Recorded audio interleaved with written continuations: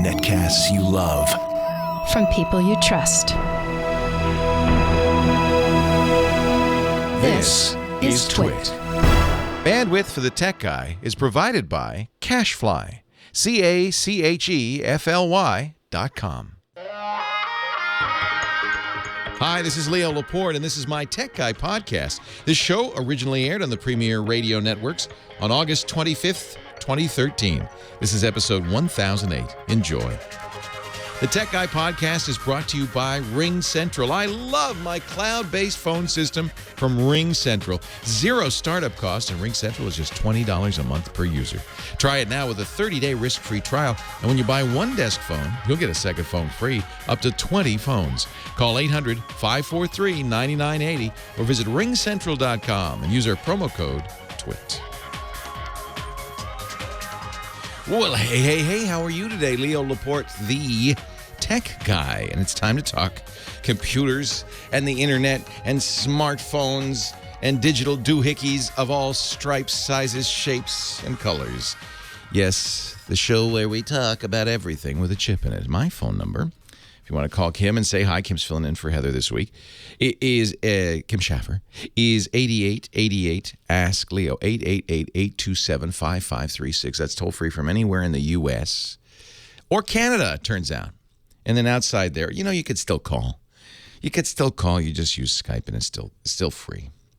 888-827-5536. Now, what happened this week? Whoa, there's kind of a big surprise. Steve Ballmer, the CEO of Microsoft, said he's going to step down in a year. Okay, he's not in a hurry, but this is a big deal. There's a lot of speculation about whether he's going on his own or whether the board said, hey, Steve, or maybe even Bill Gates, who's chairman of the board, say, hey, Steve, you tried. You really did your best, but it's time for you to say goodbye. He's 57.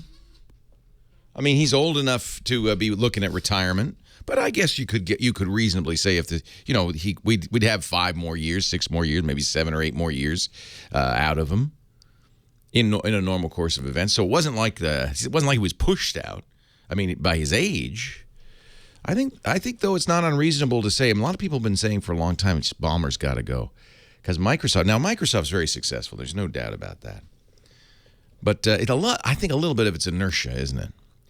They owned the world for so long because of the success of Windows and Microsoft Office chiefly. A little bit of success with Xbox, but not, when this is a small market, this gaming market, we pay a lot of attention to it because it's interesting, it's pretty, but it's not a big market. We're talking, a few million units compared to the hundreds of millions of units Windows sells. So Windows is a big deal. Office is a big deal. So you're seeing a lot of articles. Why Steve Ballmer failed. Company faces shakeup. Here's what Steve Ballmer didn't get about X, the tablet revolution, mobile phones, Windows.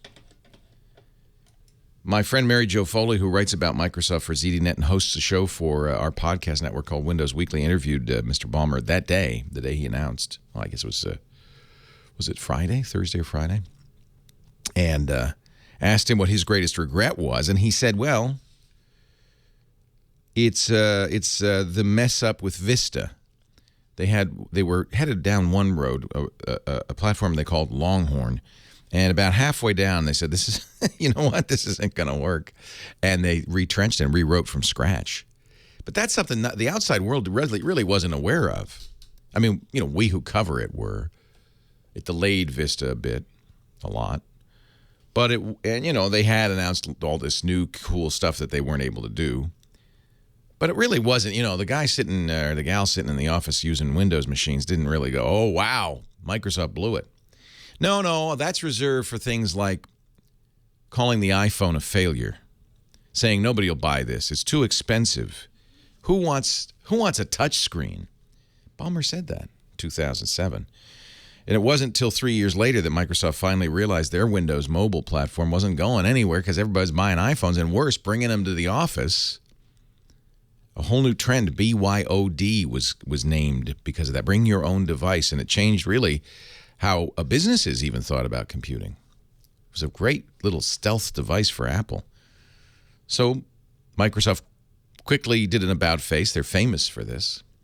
And released Windows Phone, which is, pretty darn good. It's just 3 years late. It's a tough business to be 3 years behind in, isn't it? Especially with Android and iPhone battling it out at the top. Windows 8, it's hard to get real excited about that either, Microsoft reasonably said, we're in trouble here with tablets, and mobile is eating our lunch. People aren't going to be using PCs much anymore. They were right about that. Maybe we better get into this mobile sphere, but they couldn't quite. They tried really hard to just say, we're going to change everything. We're all in. But they couldn't quite let go of the desktop. And then that, as a result, and David Pogue writing admittedly an Apple fanboy, but writing in the New York Times, pointed out how confusing it is for people to have two different browsers. He calls the Metro interface Tile World. He says you have a Tile World browser and a Windows browser. You have Tile World settings and Windows settings. It's very confusing. He's right. I agree. You can't, and of course, I guess the worst from the point of view of the stock market is he took a company that was worth, I think, $600 million when he started as CEO and shrank it to $270 million. That's not good. You lose $300 million in value. That's not good. Might be why the stock market jumped 7%. When they heard it. You're right. TX Jeb in the chat room says, speaking of blunders, Leo's still calling it Metro. Yeah, I am. You know why? Because it is. We have no other name for it. A couple of big blunders. Microsoft called their new user interface Metro until a German company sued them, and they had to turn about face. Oh, no, it's not Metro. This is what they call it, the modern UI. Yeah, that'll work. I think for clarity's sake, we got to have a name for it. Tile World or Metro, you choose. Same thing just happened with SkyDrive, Microsoft's cloud. I think, you could blame the, lower downs for this, but ultimately the buck stops at the top, doesn't it? Steve Ballmer, the CEO. They named and put a lot of money into this brand SkyDrive till the British broadcasting company Sky said, you can't use Sky. Now Microsoft has to rename SkyDrive. These are not in any one of these is a world ender, but in aggregate, it looks like a company that's not very well run.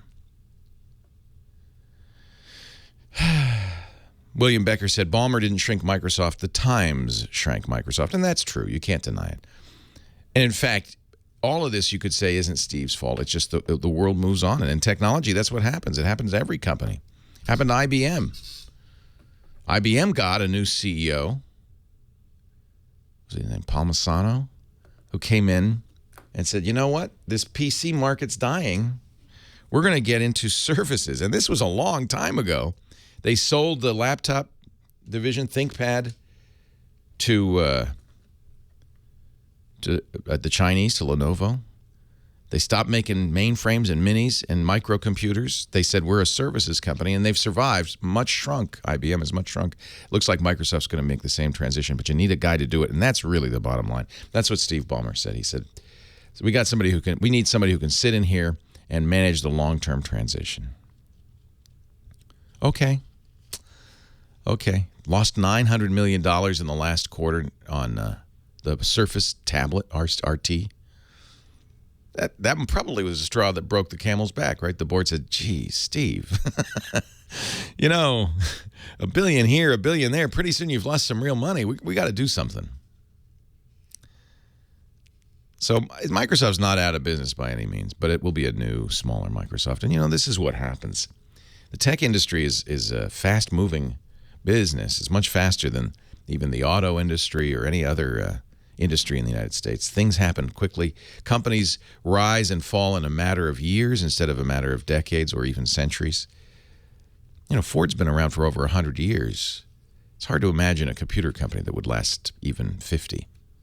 IBM's 50, more than 50. But it's not the same company, is it? And Microsoft probably won't be the same company going forward. And you know what? Neither will Apple or Google or Facebook or any of these other companies. That's the excitement of it. There's always new opportunities. So good luck, Steve. We'll miss you. He was quite a character. But I think it is time for new blood at Microsoft. 8888 Ask Leo. Leo Laporte, the tech guy.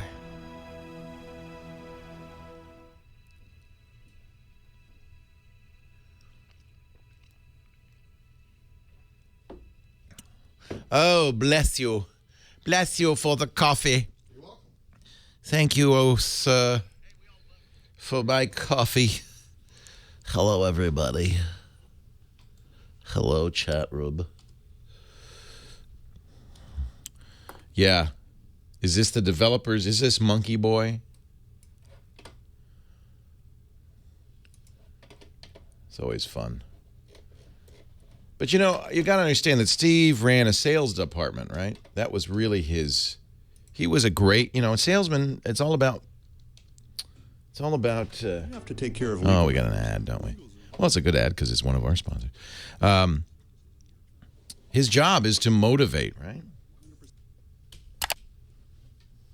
To inspire. Is this it? I don't know what this is. Is this what we're looking for? Boy, okay. Thank you. Ladies and gentlemen, Steve Ballmer! Okay. But see, this is a sales conference. It's a little undignified for a CEO, but...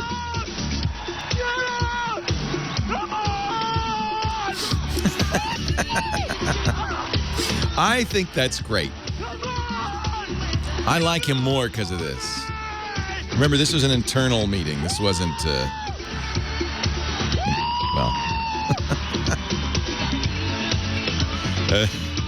Mountain Dew is free at Microsoft.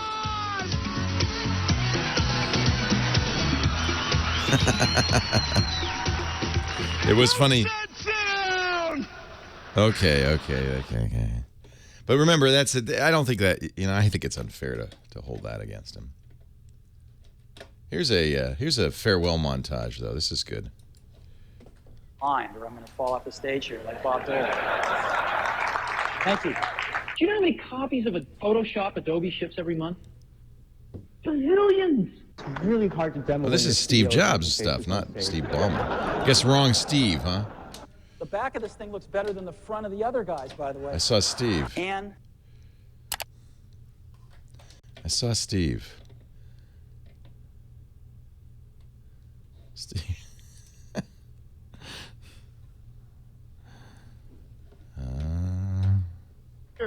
I used to tell our people Microsoft was about one thing. This was 20 years ago. Windows, baby. We had a conference of developers together. God, this must be 4 or 5 years ago. And I was all pumped up. We had our new .NET stuff coming, and I was getting a little bit emotional on stage. And, this is kind of, in a sense, the bedrock of Microsoft had been, now it's advertisers, but the bedrock of Microsoft had been getting after developers to extend our platform. So I think it's all about developers. But not anymore, baby. It's advertisers. One of these days he'll figure out what it's about. I like a CEO like that. Most CEOs are so buttoned down and boring. That's fine. He's a sales guy. You want to do the pre-record today, Mr. Marquardt? We can do that. Let's do it. So we're going to do a Chris Marquardt pre-record, John, today. Right after the show. It won't take more than 15 minutes. Huh? What's it, 3? 1 or 3 of them. We're just going to do one. 3 of them. So it'll take half an hour. Yep, 3 segments. Thank you, Chris. So it'll take half an hour, and then we'll do the Giz Fizz. No, we won't. We won't? We're just going to kick Dick right out. Okay, whatever you want to do, I don't. Sunday. Oh, he doesn't do the Giz Fizz on Sunday. What am I saying? Take this job and shove it. The Steve Ballmer song. He's a young man. He'll be. They say he's going to take as long as a year to wind this thing up till they're doing a starting the executive search to replace him at Microsoft now. He'll be 58 when he walks out the door. As a young man, what do you think he's going to do? Steve, you want to do a radio show? He should. He's good. He's got style. He's got pizzazz. He's got something. All right, Kim, who should I start the show with today? Who do you like? I think Steve from Hermosa Beach, he wants you to play the devil's advocate and maybe convince him to not get a new laptop. Oh, yeah, I'm really good at stopping people from spending money. Not. Hey, Steve, Leo Laporte, the tech guy. Hello. Hello. How are you? How are you? So, did Heather characterize this properly? You're trying to get me to get you not to spend money? She absolutely did. And what's funny is last week you told a guy not to, get the extended warranty, and I just bought one on mine. Let me give you the background. I have a Lenovo T510 right now. It's been an awesome machine. It's getting slow. And I'm thinking of replacing it with a W530, probably the third processor down from the top. I'll blow it out with 32 gigs of RAM and probably dual SSD drive. I'm going to stop you on the RAM, definitely. What do you do? I'm a consultant. I'm on the road a fair amount, and I have Dragon, naturally speaking, and I want to use it more. Yeah, certainly Dragon benefits from RAM. The more of the vocabulary you can keep in RAM, the better. But 32 gigs is an awful lot. I think. Well, I can start with. The thing is, I can start with 16 gigs. But my thought was buy it all at once. That way, all 4 chips are the same thing, and it's only $60 a slot. It's only $60 for each 8 gigs. Right. So the clients that I typically work for use almost all Microsoft programs, so I need to stick with something Microsoft. And I like redundancy. I want a machine that screams. I have a tablet as a backup for email when I'm on the road, when I travel. But I'm not going to talk you out of it. It's time for a new one. I don't think there's anything wrong with that, unless you really want me to. I really don't, but I'm wondering if there's a better alternative because I like Lenovo. I think you're right to stick with Lenovo. They're the best, Windows laptops are among the best anyway. You're getting Windows 8? Never. All right. No, because here's the irony. Client software is all Microsoft-based. I upgraded to IE10, and 2 of the main programs won't run. So that's nice, isn't it? Well, that's not, that'll get better. But you're right. So you're going to get now these are workstations. These W's. That's what the W stands for, which means workstation they're quad processor. Desktop replacement, basically. Yes. So battery life doesn't matter to you. No, and I have the slice right now with my T510. I get 7 hours with the slice, and even my battery that's 3.5 years old. Yeah. It's my understanding that using the slice on the new one with the 9-cell, I'll get somewhere around 12 hours. And if I go to SSD, kidding me? Oh, well, that's great. All right. Well, yeah. and that's not even with SSD drives. That's fabulous. I'll probably go with dual SSD drives. Is that dumb or is that? I think one is enough. No, I was going to do one as a boot, one as data. What I would do is one SSD and one spinning drive for data, because the SSDs, the advantage, of course, is they're very fast, particularly on reads, but they're also more expensive per gigabyte. And if you want to have a lot of data storage, you've got 2 slots in there. That's why they do it. The SSD, you put Windows and your apps on it, you're never going to fill more than 128 gigs. And then, so you can get a relatively small SSD drive and then get a terabyte of storage in the second drive. And you'll get all those speed benefit, really. I mean, the speed benefit's almost entirely in booting and launching applications. Okay. Well, the reason I was thinking of dual, I did a speed test with someone who's got a brand new T530, and the standard drive in the T530 boots faster than my T510. Oh, yeah, it should, yeah. With an SSD. Yeah. No, that's the beauty of an SSD, but that's for booting. You don't need 2 drives to boot. Right. And I think that's a good compromise. You get a lot of storage. You don't sacrifice storage, but you get all the speed you want. Okay. So one SSD, one spinning drive. What happens with memory, and you can look at a graph, is your biggest jump is from maybe 4 to 8 gigabytes in terms of performance, depending on what you're doing, right? And if you have Photoshop or large files like that, maybe more is better, but you're not. No. Then from 8 to 16, there's a slight it shallows out quite a bit. And from 16 to 32, I mean, yeah, it's only $120 more, but it's, maybe 1% difference in speed. I guess if you feel like it. RAM is cheap. Certainly wouldn't hurt to have more RAM. Right. I think a single SSD, a single spinning drive, I think your processor choices are good. You're buying an i7 because it's a workstation computer no matter what. It's just a matter of which i7. I would make sure you're getting 4th generation. I don't know if they're offering the Haswells yet or not. If they're not, that might be a reason to wait a bit. They will have Haswell soon, if not. Okay. Haswell is faster, more efficient, better battery life. You might not even need the slice with a Haswell. You get about 50% improvement in battery life. This says it's an i7 3740 QM. I'm guessing QM is a quad, but 6 megs of cache up to 3.7 gigahertz. Yeah. I like, the biggest difference in these is how much L2 cache they have. So, right. So having a quad core with 6 megabytes of cache the cache is what makes a difference. Now, this is, by the way, this is a third. This is not the Haswell. This is 3rd generation. Okay. Is 8 megs of cache worth $200 more? Yeah, cache is very expensive. Right. I don't know if going from 6 to 8 makes a big difference. I think the biggest difference would be to, in my opinion, to get the Haswell chip, especially because the motherboard graphics are improved considerably as well. Okay.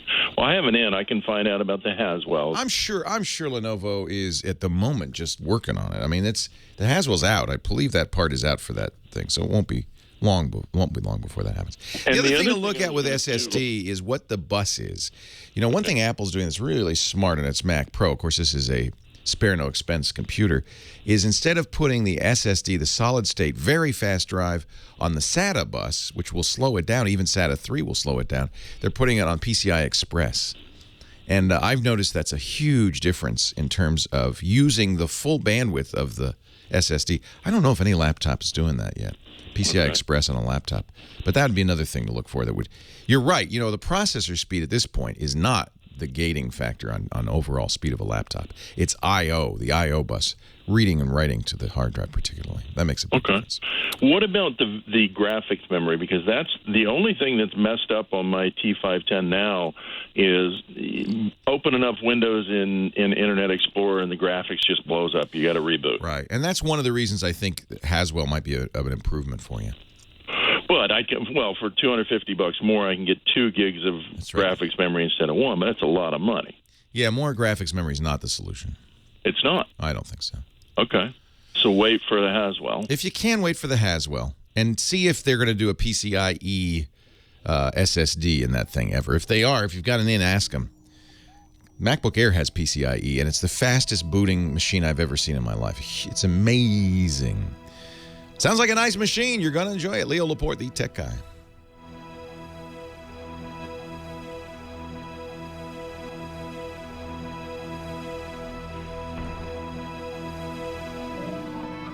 Yeah, those Lenovo's have hardware encryption built in.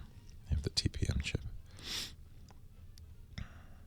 Yeah, I don't think it's the graphics memory that's causing him to have problems there.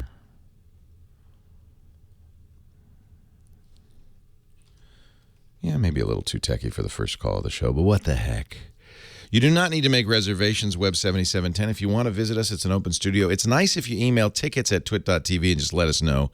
That way we'll make sure that there's a place to sit. The only, the constraining factor is during the radio show because there's 3 good seats and there's 1 crappy seat. And for a total of 4. The crappy seat is the obstructed view. You're behind my iMac.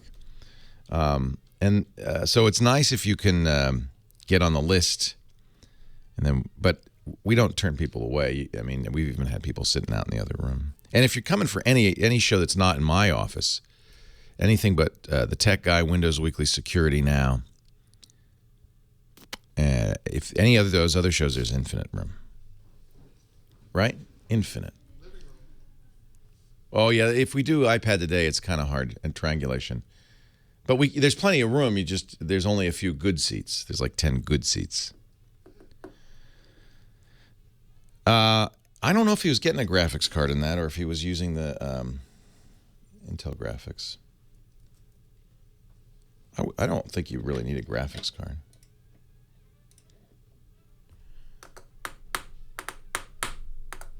No, Chip Guy, what's the largest audience we've had in here? Maybe 70, 60 or 70? It's pretty big. We've never had trouble accommodating people. Overflow gets to sit in the living room set.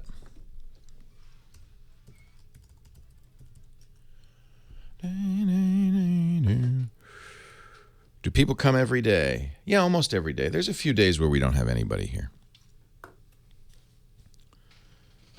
I love those days because I can take off my pants and relax. But unfortunately, most of the time I have to keep my pants on. You know, I never use the encryptor drive on my mobile devices. I probably should. You have to enter a longer password. I'm sure it's good. The Tech Guy podcast has sponsors, and I want to really thank our folks at RingCentral. They sponsor the podcast, and they also sponsor our phone system. We actually had to figure out when we built this beautiful studio how we were going to get phones on everybody's desk. In the past, when I was just me and a few other people, we had everybody use their cell phones, and we even said, well, you know, we'll reimburse you if it costs a lot.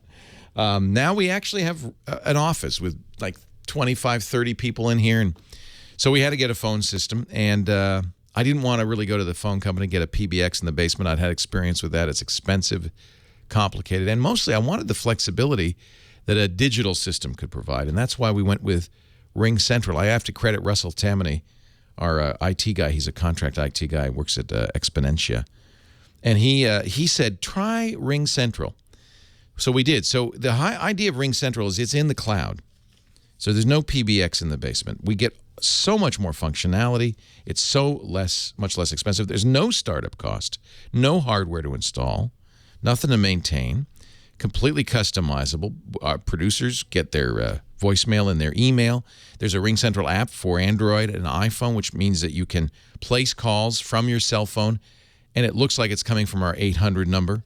You can get your messages there, fax messages, right? You get faxes. You can send faxes.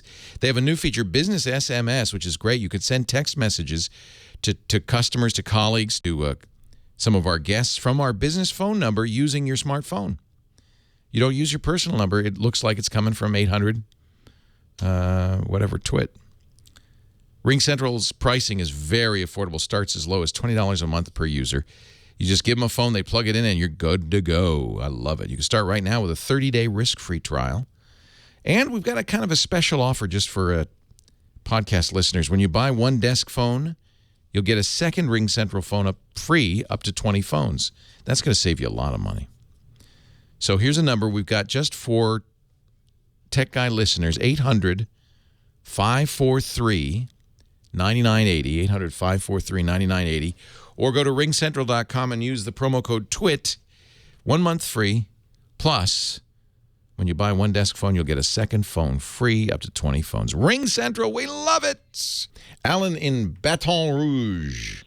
Hello, Alan. Leo Laporte, the Tech Guy. How you doing today, Leo? I am well.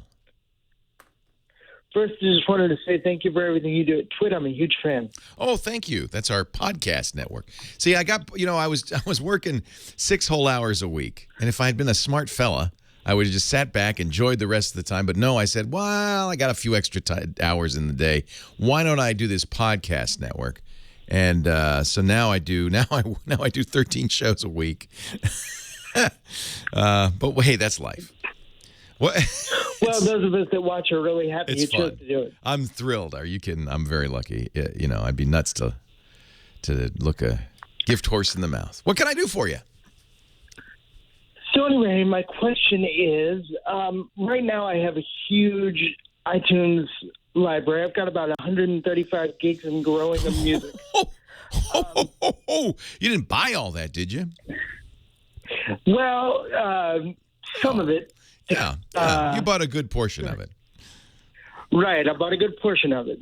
So anyway, my question is, I've got my GS3, and I'm using Google Play Music as the backup, but I'm getting to the point where I'm about to run out of space. And so I just don't know where to go from here because I don't have an iDevice. So yeah, so the first step is to pay the $25, use iTunes Match, and replace anything that's still copy protected or lower than 256-bit AAC with an unprotected 256-bit AAC version. Because that's a great thing to do. And you can do it by turning on match, letting it match everything. Then, and this is a little scary, back up before you do this, deleting everything that was matched. Not stuff that wasn't matched, but everything that was matched. And then re-download all of that. That'll take a little while, but now you've got the best possible copies. Now, one thing I should let you know, your email address is now a part of that file. And that's they do that so the music industry says, hey, well, if he pirates it, at least we could figure out who it was, the source of that. So it's not a good thing now to give away your music once you do that. But hey, if you're not going to do that, this is a great way to upgrade everything in your library. Now you've got an unprotected library you can do anything you want with, including, and I do this, uploading the first 25,000 songs to Google Music. That's free. But it's limited to 25,000 songs. With the amount of data you have, I bet you have more than that. Right, I do. I do.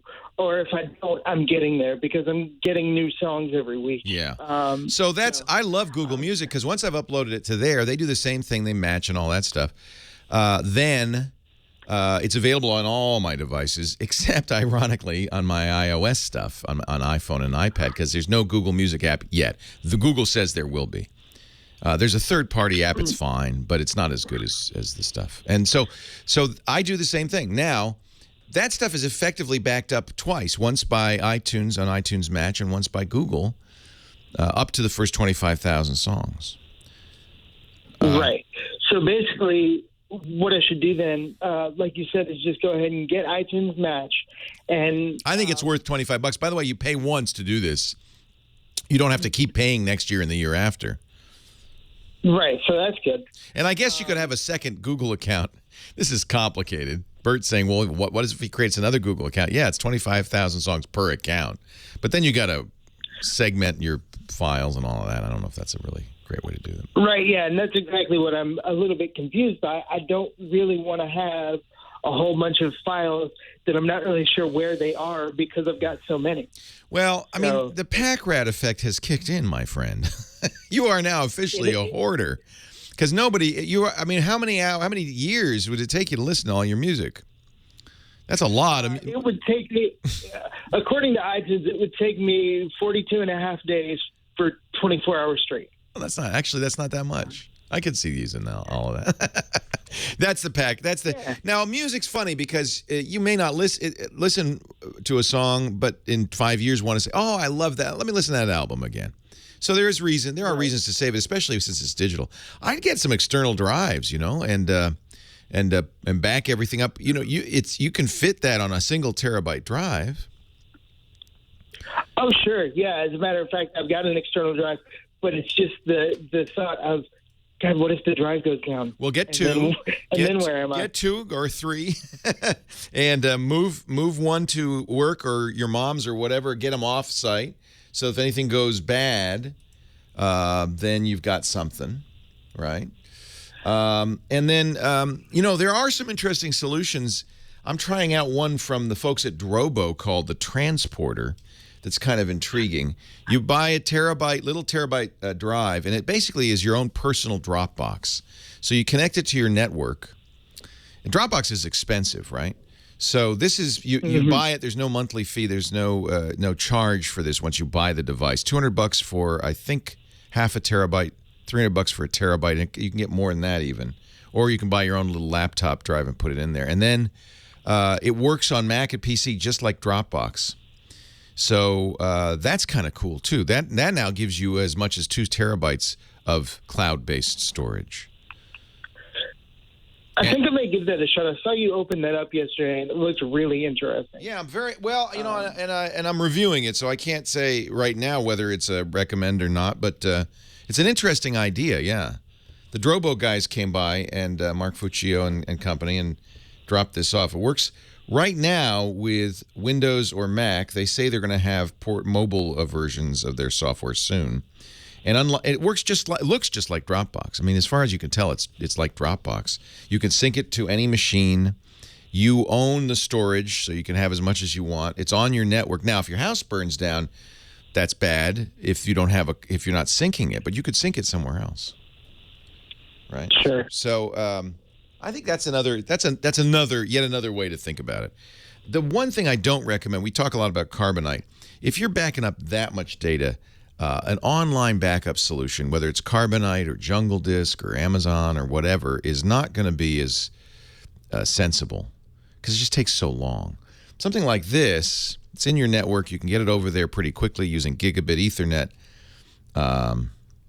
There are also network-attached storages. Somebody in the chat room saying, what about Synology? Yes, Synology's great, Nag.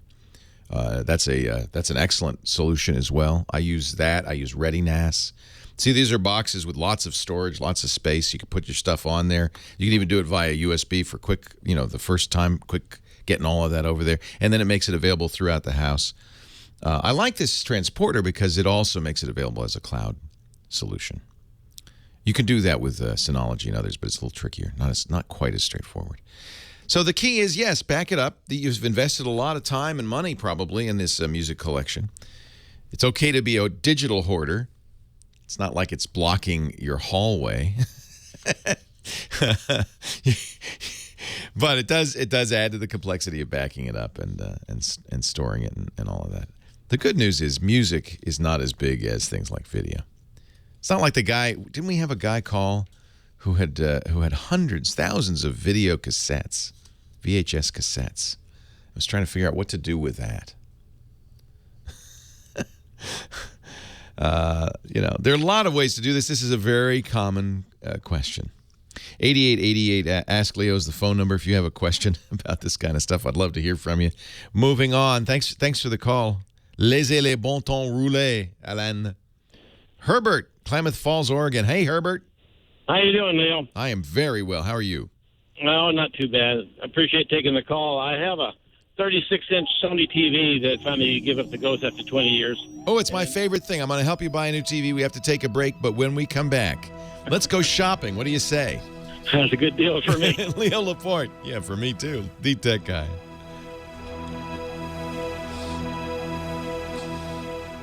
Let's go shopping.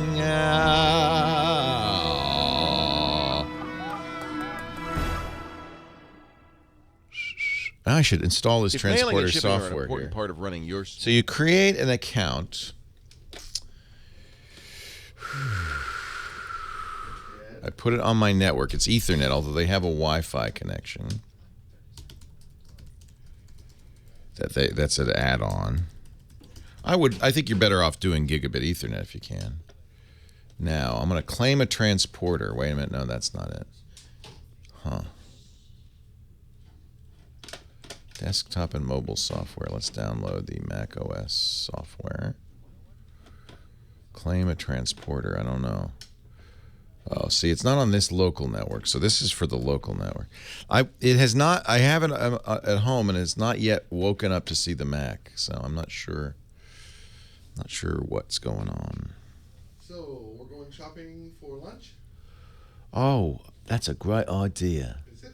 I would love some lunch. If you're not hungry, we can, I didn't eat my lunch yesterday, but I brought it home. Let me look at. Are you going to Petaluma Market? I'll go wherever you need me to go. Five Guys burger and fries. No, I won't make you do I that. can do that. No. Bert's got his motorcycle here. He does. It was okay. It's not the greatest. I'll have a small white chicken chili. Small. Well, medium. Yeah. Thank you, sir. Tanko. We do have In-N-Out, and that's where Dan went. That was their first stop when Dan and John got in town for VMware. They went to In-N-Out. Yeah, I don't know if Five Guys is that great. I don't know if In-N-Out's that great. A burger's a burger. I've had better. I make better burgers.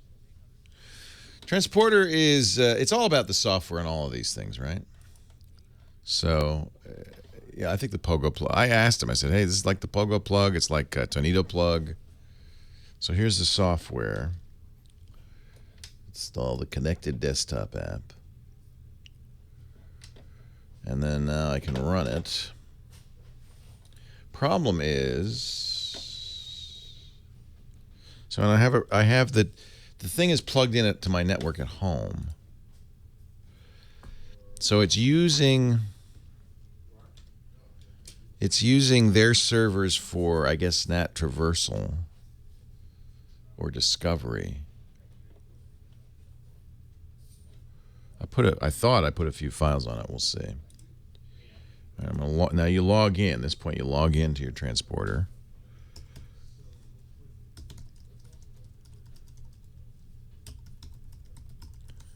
Log in. Let's see if I can see it. So it should see my folder from home, right? I make excellent burgers because I have the green egg, the big green egg. All right. So now you say where you want that directory to be. Kind of like Dropbox. You now have, instead of a Dropbox folder, you have a transporter folder. I'll install the helper applications.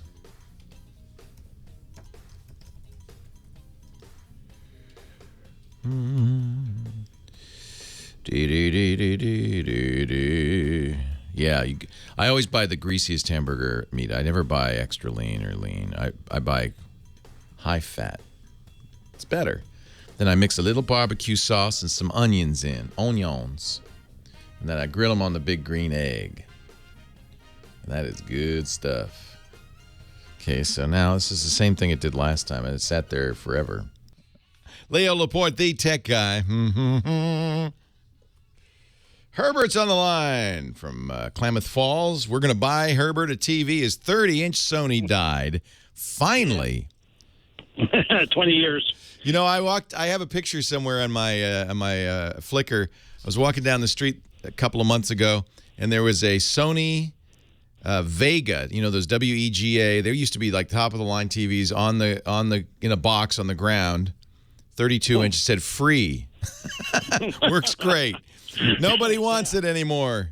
Yeah. Thousands of dollars when it was new. Yeah, I know. That's what I paid, thousands of dollars. Hey, you got a lot out of it. Now it's time for an HD TV. Yes, sir. My budget's about less than $700. Okay. My distance, as far as hanging on the wall or on a stand, I'm kind of need a little bit of help with. Because of the, you know, there's if you go to the Dolby folks, they will tell you need a ginormous TV even if you're only 10 feet away. And you're going to, especially since you're used to a 32-incher, you're going to say, what are they, a 60-inch TV? That's crazy talk. But it is true, you should get the biggest you can afford because it gives you more of a cinematic experience, right? Here's some other things to think of. Sound. Most of these TVs have built-in sound, but you're going to want a surround sound. For best results, you're going to want a surround sound system, at least a sound bar, ideally a 5.1 speaker system, because it really makes a big difference. Sound is as important as picture when it comes to this stuff. The good news is $700, you're fine. You know, you can get the sound later. Save up and get the sound next year. I'm going to suggest you look at a company called Vizio, Vizio. You see them at the big box stores. Right. They're not a first-tier player like the big ones, Sony, Panasonic, LG, Sharp. But they're second-tier, but they're value. And they're very good value. And I have a number of Vizio TVs, and I think they're really excellent. And you'll get more TV for your buck. For $700, you should at least be able to get a 50-inch Vizio. You're going to be looking for an LED backlit LCD. Sometimes they just call it an LED TV. Okay. And Vizio has decent smart TV stuff and 3D and all that, but you know, you don't need any of that. You just want the best panel you can get for $700, the best quality. You know, if you were in a higher price range, you would look at plasma probably. I think plasma's better, but it does cost a little bit more. Yes. Yeah, and I think LED LCDs are just great. In fact, for your first high-def TV, it's great to go because these things make your eye pop. They make your eye pop. And in fact, the first thing you want to do is go into the settings on that and turn off the dynamic or showroom mode because they're on a very bright mode that makes everybody go, ooh, but you don't. It's not realistic. You want to put it in the movie mode or the natural mode. And then just enjoy it. And then a few months from now when you've saved up more, I would look at what's called an HTIB or home theater in a box. It's an amplifier, sometimes with a DVD player, as well as a 5.1 surround sound system. Okay. And they're not hugely expensive. In fact, there's some really good choices around the $300 to $400 range. Okay, great. Appreciate that. Hey, enjoy.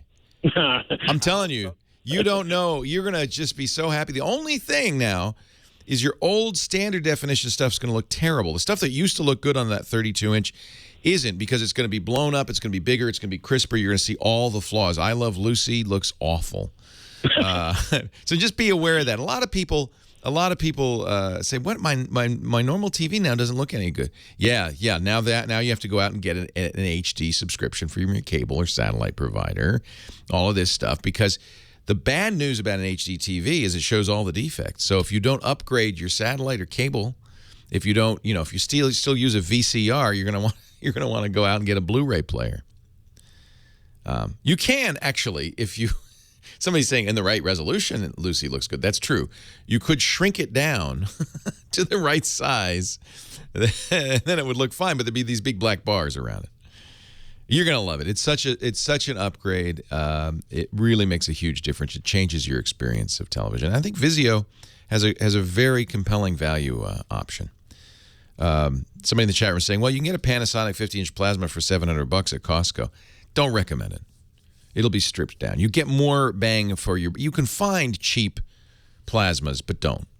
Get the Vizio for that price. Kyle, Sparta, Michigan. Leo Laporte, the tech guy. Hi, Kyle. Hello, Leo. It's good to talk to you. Thanks for calling. So, I hope you could help today. In fact, I'm sure you could help. I have currently, I'm really trying to future-proof here because I am going into my senior year of high school, and I kind of want to get a jump on college. Yeah, so this is going. This is smart. You're thinking ahead. This is going to be my college purchase too. Yes, I'm looking for. I probably can't afford. I don't even know if they make them solid-state drive, external drives. But right now, well, they do. I wouldn't buy them, but they do make them. What do you want? External storage? You're looking for?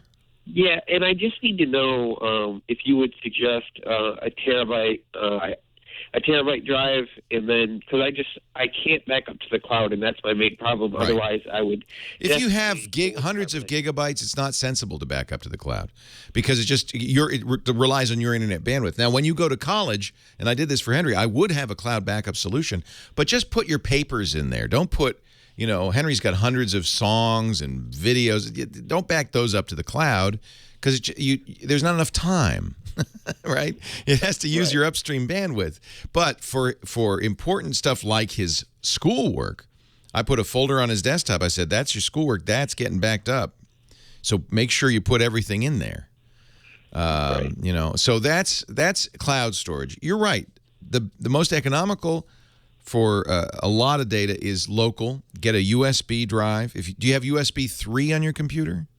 Unfortunately, no. Okay. So get Western Digital. You go to a big box store, you get a terabyte Western Digital drive for $65, something like that. They're cheap. And the only other real question I had is because I'm also not right now, but the end of next summer, so this might be a little bad of a question, but I need a new laptop, especially for college. And the good news to wait. If you can survive a year with what you got, survive your senior year with what you got, wait, because there'll be all new stuff. Right. So wait if you can. If you're going to buy today, make sure, and I always say this now, get that 4th generation Haswell, the Intel 4th generation Haswell chip. An i5 is plenty. You're going to have your external drive. That's beautiful because you can take it with you. If that's the case, your new laptop will have USB 3, so get one that's USB 3 compatible. It'll work with all versions of USB, but USB 3 is a lot faster. Get the best screen and keyboard you can because you're going to be staring at it a lot and typing a lot of papers. Right, I'll have to use it for 4 years. Yeah, and I like Light. I really like the Ultrabooks. I think Light is a very good choice. Henry went to... He's going to the University of Colorado. Started on Thursday. He brought a MacBook Air with him because Light is, I think, great. But he's funny. He didn't bring. I bought him as a graduation present a nice camera, and he didn't bring it with him. He said, "I don't want to scope out the security before I bring. I love my camera too much," and he's right. You know, he's right. I might have to bring a safe, too. Leo Laporte. Hey, good luck in your senior year, Kyle. Leo Laporte, the tech guy.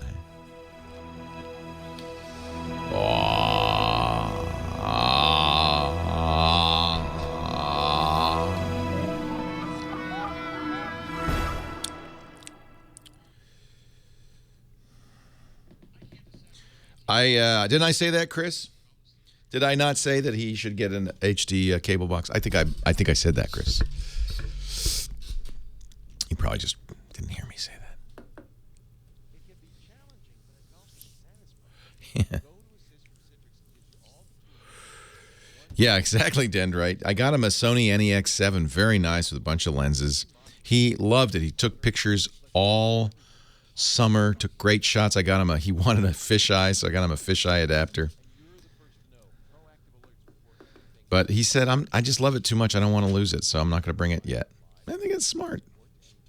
He wants to scope out the security.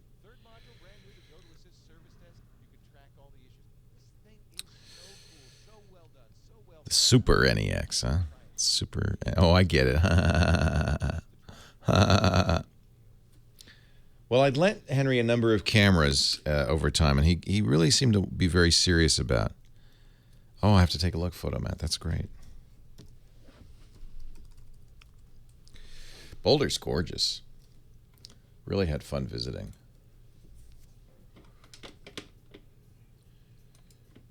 Oh, these are nice. What do they call those?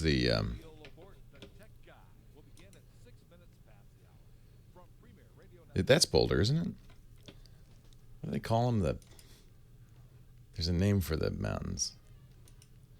The flat pans or whatever. I can't remember. Yeah. Part of the reason he went there is for the skiing and the rock climbing and just the nature.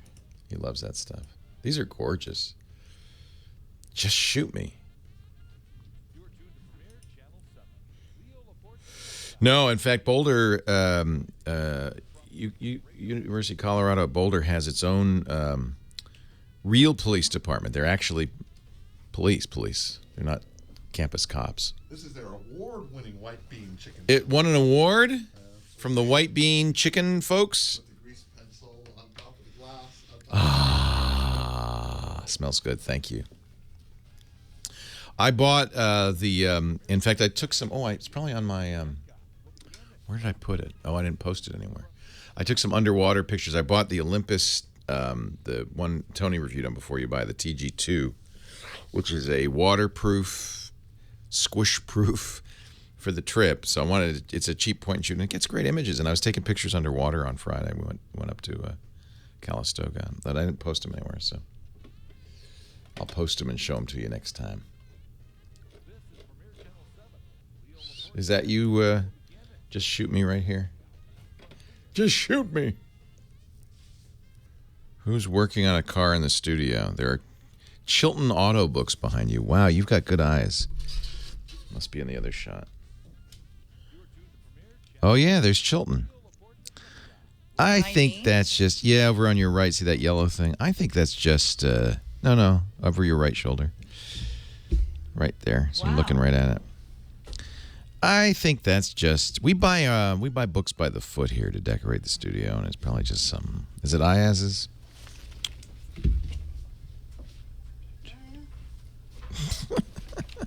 It is in fact automotive. Oh yeah, and then it looks like law books next to that. So who knows?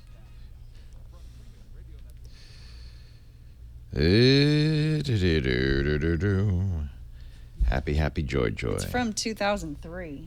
Ayaz went to auto repair school? What?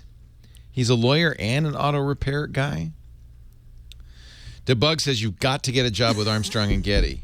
You've got to. Would that require me to move up to Sacramento? I think it would. I don't think they're right-wing exactly. Are they? They're kind of middle of the road. They're more like middle of the road. They're just angry white guys. Yeah. Basically. Well, I deal with those every day. Yeah. It's called talk radio. Yeah. They're in Sacramento. Heather's has vacation time. So Kim is her fill-in. So you get to keep them both, yes. I don't think Leo could handle both of us at one time. I did the other day. You were both here, and I handled you both well, I thought. Yeah, you guys, what's your group, Broads in Broadcasting or something? Yeah, we have an event today, actually. Do you? Yeah. Is Cammie going to be there? I don't think Cammie's going to be there, no. She's always invited. She's on the list. She's abroad. She has not made it to any of our events. Oh, well, there you go. She's got kids. It's hard when you're... Yeah, she does. When you're a mama. Although her boys are getting older. They are. They've got to be... They're high school kids. Yeah, it's amazing. She could leave them alone now. Yeah, she could. Oh, here we go. Be-ba-doo, ba-doo, ba-doo. Jee-ba-jee-ba-joo.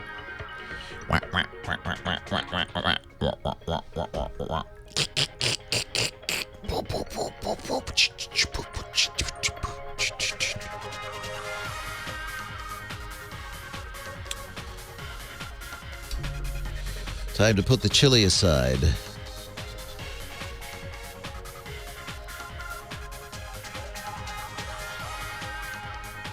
Well, hey, how are you today? Leo Laporte here, the tech guy. Time to talk about computers, the internet, cell phones, home theater, and coming up in just about 33 1/3 after the hour, digital photography, too, with Chris Marquardt, our photo guy. My phone number, 8888 Ask Leo, if you've got a question.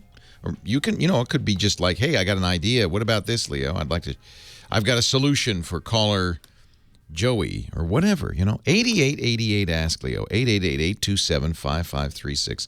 Toll free from anywhere inside the U.S. or Canada. Outside the U.S. or Canada, you can just use Skype and call that same number. It shouldn't cost you anything. 888-827-5536. Let's go on with the show. Next, we've got Ed in Antelope Valley. Hi, Ed. Leo Laporte, the tech guy. Hey, good morning, Leo. Good morning. Yeah, thank you for educate. This is my education time in the morning. I'm glad to educate you. Hey, listen. Right now my eyes are not working right, so I have a Motorola V50. I think it is, or V500, whatever the number is. Yeah. So I use my fingers to any numbers that I need to go to that I remember. I'm trying to find out if the new Motorola is voice activated as far as the address book is concerned. Yes, it is. So if you want to send a text, you're talking about the Moto X, probably. Right. Although this is true of the Droids as well. If you want to, actually in any Android phone, if you want to call someone and you say, call Ed, and it'll dial the number. You can text Ed. There's a lot of stuff you can do. You're using effectively the Google Now technology. Which can do things also like remind me when I get to the grocery store to buy milk. And then it'll actually remind you when it has geographic locations. And when you have to name the grocery store. You can't just say the grocery store. When I get to Petaluma Market, in my case, or when I get to Safeway, remind me to buy milk. And then when you walk in the door, your phone will go biddy-diddy-dip and say, hey, don't forget to buy milk. Okay. Well, what about if what I'm thinking about, I have, for instance, from A to Z, it has names and numbers in there. But if I don't remember where the person is or what, is there any way to access A or B? So what's in A? Well, you'll have to do that not by your voice. You'll have to do that by hand. You can't say, hey, tell me all the numbers that begin with A. It doesn't do that yet, I'm sorry to say. But I can do it by hand. It's got a very handy little search function. That you scroll down, and it'll show the letters A, B, C, D as you're scrolling down. You can go all the way down to the letter D and very quickly find what you're looking for. Okay. The problem is I'm not able to see, and you're blind. That's a different matter entirely. Yeah. I don't know. Android phones do have a voiceover feature, and I would imagine I'm going to have to ask a blind listener to call us who has some experience with their voiceover technology. I would imagine that's exactly what it would do, which is tell you A, B in a robotic voice. Do you use JAWS or some other screen reader? Okay. Do you use JAWS? I still have a Z. I think it's Z50 it is, that Motorola. Yeah, but I mean, do you use a computer? Not yet. No, you don't. Okay. Yeah, see, it's to be the same issue with the computer. You get these voiceover technologies, and it reads you what's on the screen. It's slower, of course, but it's actually kind of amazing. I've seen blind users do everything a sighted user can do on a computer. And both the iPhone and Android phones have very good accessibility features now. I don't have a direct experience with it, but I'm told by we have obviously, as most radio shows do, quite a few blind listeners, and I'm told that it's quite good. If somebody wants to call and let us know, that would be very, very helpful. Thanks, Ed. Nettie, Huntington Beach, California. Leo Laporte, the tech guy. Hi, Nettie. Hi, Leo. Welcome to the show. What can I do for you? Thank you. First, I want to say I'll take the crappy seat any day. we were talking on the behind the scenes. We have a video going all the time about how people are always welcome. It's an open studio. People are always welcome to come visit. But it's nice to let us know ahead of time if you email tickets@twit.tv, because we have some good seats in the studio here, but also there's one bad seat behind my iMac, and I have to just peer over at you every once in a while to make sure you're not sleeping. So you can have that seat. I'll just make sure you don't fall asleep back there. I'll take the crappy seat. But anyway, my ex-husband got me a Toshiba little laptop, and I love it.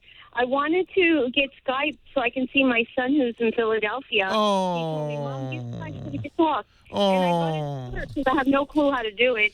So together during our lunch, my girlfriend, we put our heads together. She goes, okay, now sign here. And I did it, and then I came home, and I go, I can't wait. I got in there, and right away Java went, blink, blink, you have not updated. And I tried to put the little X to give it back because I don't know anything about it. So a couple of things. First of all, you don't need Java for Skype. In fact, you don't need Java for almost anything. So it's true that Java needs to be kept updated because it's a very buggy program that can cause problems, not with crashing so much as with bad guys getting into your computer. So do update Java, but that's not for Skype. That's just as a coincidence. Yeah. Skype does not need Java, so I would uninstall Java if I were you, unless you know you need it. Get rid of it. You don't want it. Java really is a terrible, terrible thing to have on your computer because the company that owns it, Oracle, does not do a very good job of keeping it up to date. And there are lots of, it was designed to be secure and safe, and it isn't. Mm-hmm. Sad to say. Yeah, so my suggestion, unless sometimes you need Java for, like there's some online games that you need Java for. You need Java if you play Minecraft. Do you play Minecraft, Nettie? Nope. Oh, I didn't think so. maybe your son did, and he put it on your computer. Yeah, so you don't normally need Java. I would uninstall it. You know how to uninstall programs? You go to your Start menu, Programs and Features. It's in the Accessories, Programs and Features. You run that little, Control Panel. Run that little Control Panel, Programs and Features, and you'll see a list of all the programs installed. Go down and look for Java Runtime. Click that and uninstall it. Get rid of it, and then you won't need the updates. The other reason I don't like Java is because Oracle, this horrible company, when you install Java now, tries to install other stuff on your system that you don't want. Yeah, it keeps on linking to something else. And how long does it take to update, though? Because when I said okay, because my girlfriend goes, oh, it's not a big deal, just say yes and it'll go away. I said yes, and it took all night long, putting files, who knows what was going on in there. And then I go, that should be finished by now.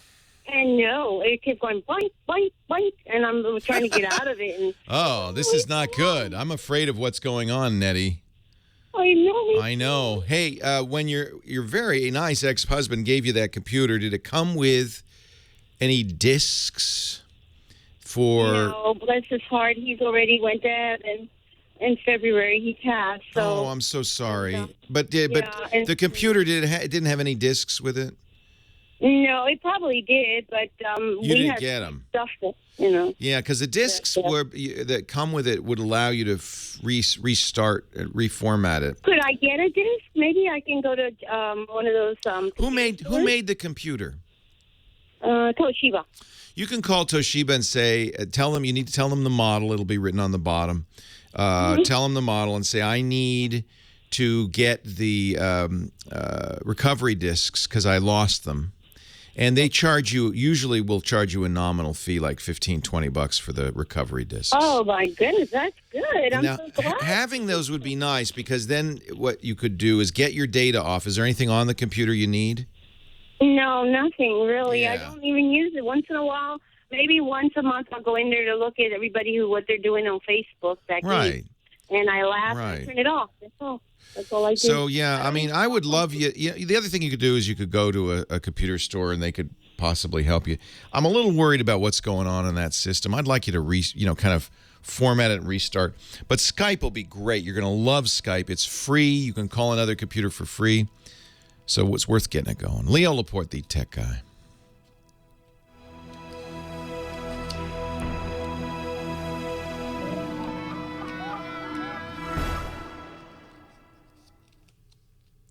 If mailing and shipping are an important part of running your small business. Yeah, I think probably what happened is, and I know Nettie's watching. Hi, Nettie. I'm a little worried about this Java and why it took all night. It sounds like things aren't going well on that system. So what I really would like you to do is reinstall and start from scratch. Then do all your updates, Nettie. I presume you're online. I didn't ask you how you're getting online. That could be why it took so long. Maybe you don't have a good online connection. I don't know. Most manufacturers include Java in their installs? Really? Well, uninstall it as soon as you can. I think it sounds like, to be honest, it sounds like malware. I'm almost certain she's got malware on there. Did she say she's on AOL?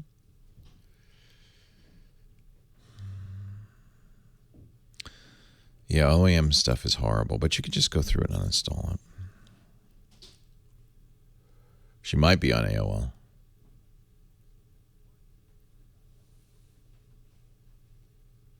Poor Nettie. Nettie, I'm sorry. Tell you what, when you come up to sit in the bad seat, bring your Toshiba and I'll fix it for you. Seriously. We could fix it up here.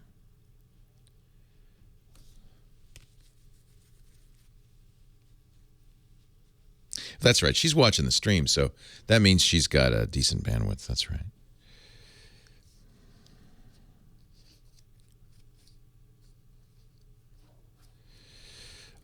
Yeah, you're right. If, for instance, I don't know about LogMeIn and CrashPlan. If either of them use Java, that's not great. GoToMeeting uses Java. A lot of these do use Java, but those are. I mean, I don't think she sounds like she's basically checking Facebook and wants to make Skype calls, and that's it. Leo Laporte, the tech guy. Moving on, Sam in San Diego. You're next. Leo Laporte here. Hi, Sam. Hey, how you doing, my man, Leo? I'm well. How are you, Sam? I'm fantastic and look great right here. I watch you right now. Oh, wow. You must be watching some other channel if you think I look great, but that's okay. Continue to be deluded. You're one of my favorites on the weekend, I tell you. Thank you, sir. Hey, look, I got a quick question for you, and I'm contemplating two choices on a TV set, 50-inch plasma Panasonic, going for a pretty goddamn good price, but it's a 720 pixel, 600 hertz. Yeah, that's why it's going for a good price. It's old. Yes. 720p is old. Gotcha. And there's another one, a couple $100 more by Vizio. Yeah, that's why. We just, a guy called me, and somebody in the chat room said, you can get a Panasonic for that price. Because the guy had $700 or $800 to spend. Right. And I said, well, I would still get the Vizio. You're going to get more bang for your buck. And this is a perfect example. Don't get a TV these days. It's not 1080p. Gotcha. Because I have an old 720p. It's fine, but it's not full high def. High def. 720p is technically high definition, but it's old. It's an old standard, and I would suggest 1080p. Well, you're the guy to talk to, I'll tell you that. Yeah, get the Vizio. You'll be happy. If they're selling a 720p Panasonic, that's got to be a few years old. I would say so myself. Yeah. That was my first thought about it, too, there. I do recommend Panasonic plasmas. It's my good TV, the one I show guests. I heard about you speaking about that in the past. That's a Panasonic plasma, and I like it. It's the Viera. I can't remember if it's a VT or a GT, or they have several levels. Okay. But those are excellent, really, really good. But they're expensive. They're $2,000 or $3,000. So in that price point, get the Vizio. You'll be happier. Well, Leo, thank you very much. Enjoy the weekend, pal. Thanks. You too. Brad, Ontario, Leo Laporte, the tech guy. Ontario, Canada, Ontario, California. Ontario, Canada. Awesome. Welcome. Yeah. Hi, Leo. I just wanted to ask you one or two quick questions. Okay. I've tried Handbrake. I've tried many different softwares for ripping DVDs to put on my computer, and just none of them seem to work. So are these Blu-ray or regular DVDs? Regular DVDs. So you got a movie. You got, I don't know, Ferris Bueller's Day Off hanging around, and you want to put it on the computer so you don't have to stick the disc in every time. Yeah, that's actually one of my favorite movies. Oh, yeah. So it is. It's a great movie. I like it when he's trying to pretend he's sick, so he holds the thermometer up to the light bulb. Yeah. So good trick. Try that on your folks. So Handbrake will work, but it needs an additional program called VLC. Okay. So the folks who do Handbrake got scared by the Motion Picture Alliance of America. Okay. Those folks down south of the 49th parallel, they're very mean.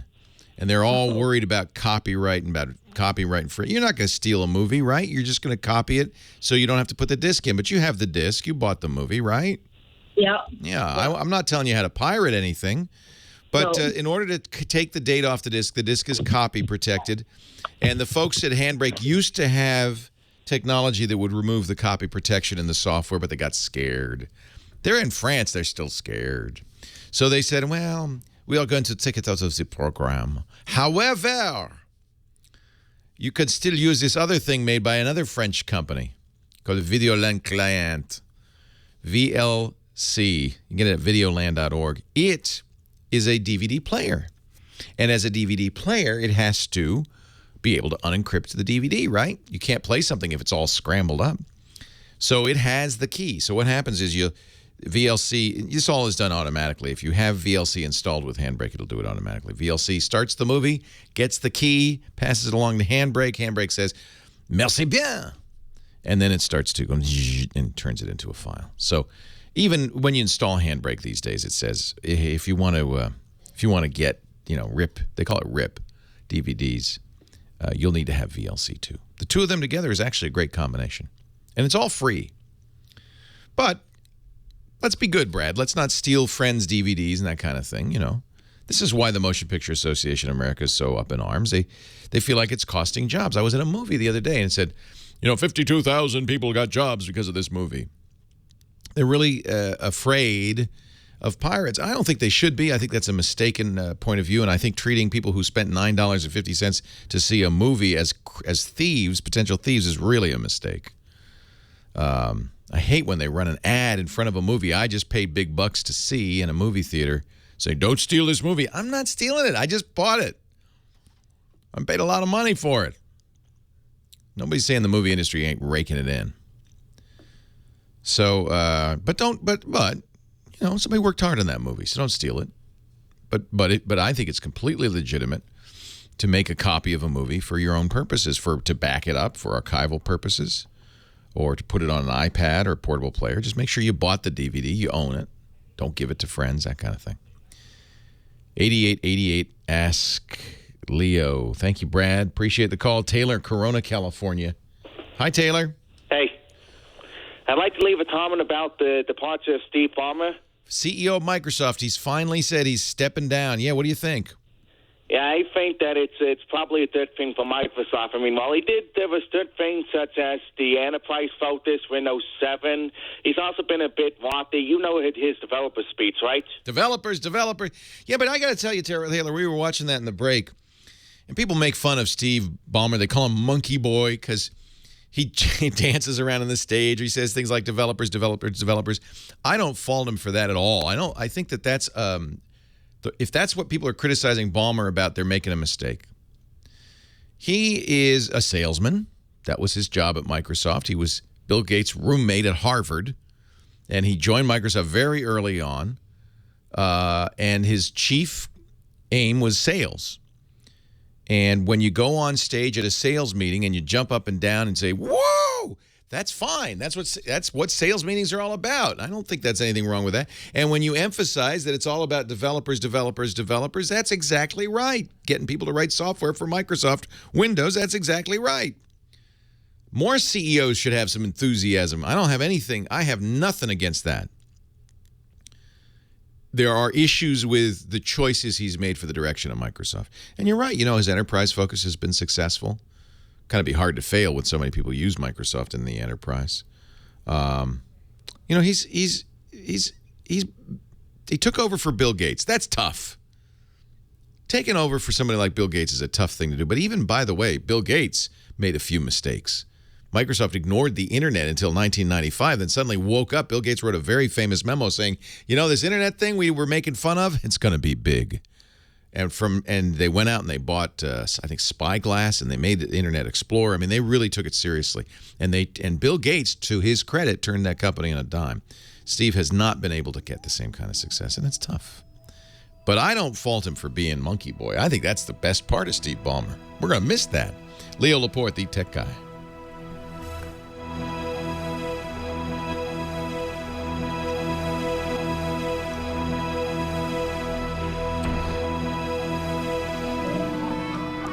Yeah, I was working on the site at MSNBC when Internet Explorer 3 came out, and they started giving it away.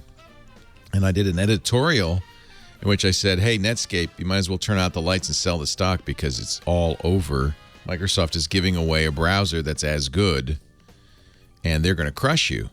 And I was told that Mark Andreessen, who was the founder of Netscape and one of its architects, went ballistic. Who is that Laporte? Who is that guy? What a jerk.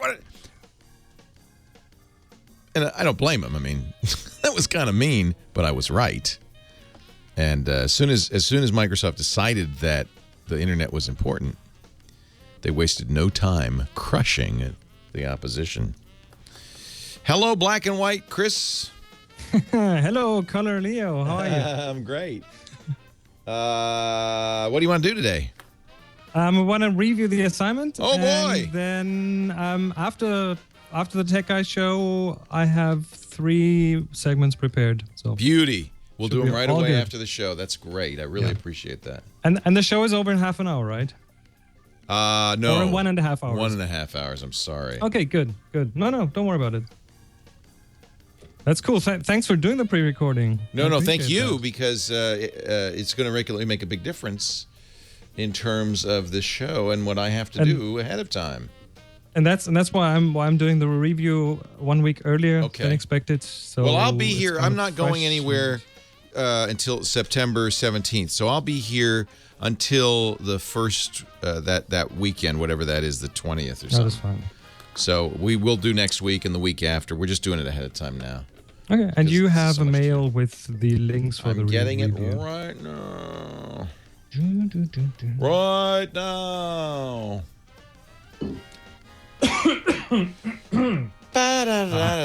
Chris at Station 6. Nope, that's not you. That's not me.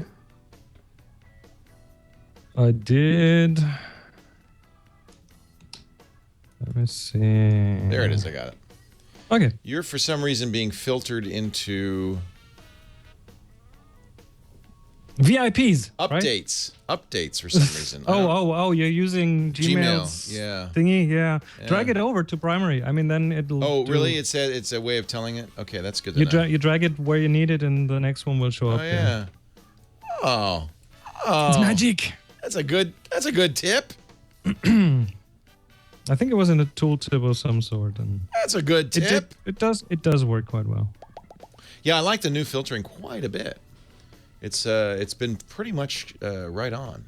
Yeah, but now since are there any keyboard shortcuts to change between the tabs? Because I couldn't find anything, and I have all the tabs enabled, and now you can't move it around. Away. Yeah, that's too bad. Yeah. I'm a VI user. I need my JK. Really, you're a VI guy. Oh, absolutely. Wow, absolutely. That's because he's a. Oh, the new Flickr has gone very. Oh, that's really interesting. Yahoo's doing the Google bar now. Yep. And they have completely changed the layout for the groups now, which is actually nice. I like it. Wow. Look at that. Have they done that? Is the new logo official yet? That can't be it. God, jeez, Marissa. The only thing is, if you look at the hashtag overview for the current wet assignment, it's still old, so they haven't updated that part. But if you go to the Tech Guy group homepage, new, shiny.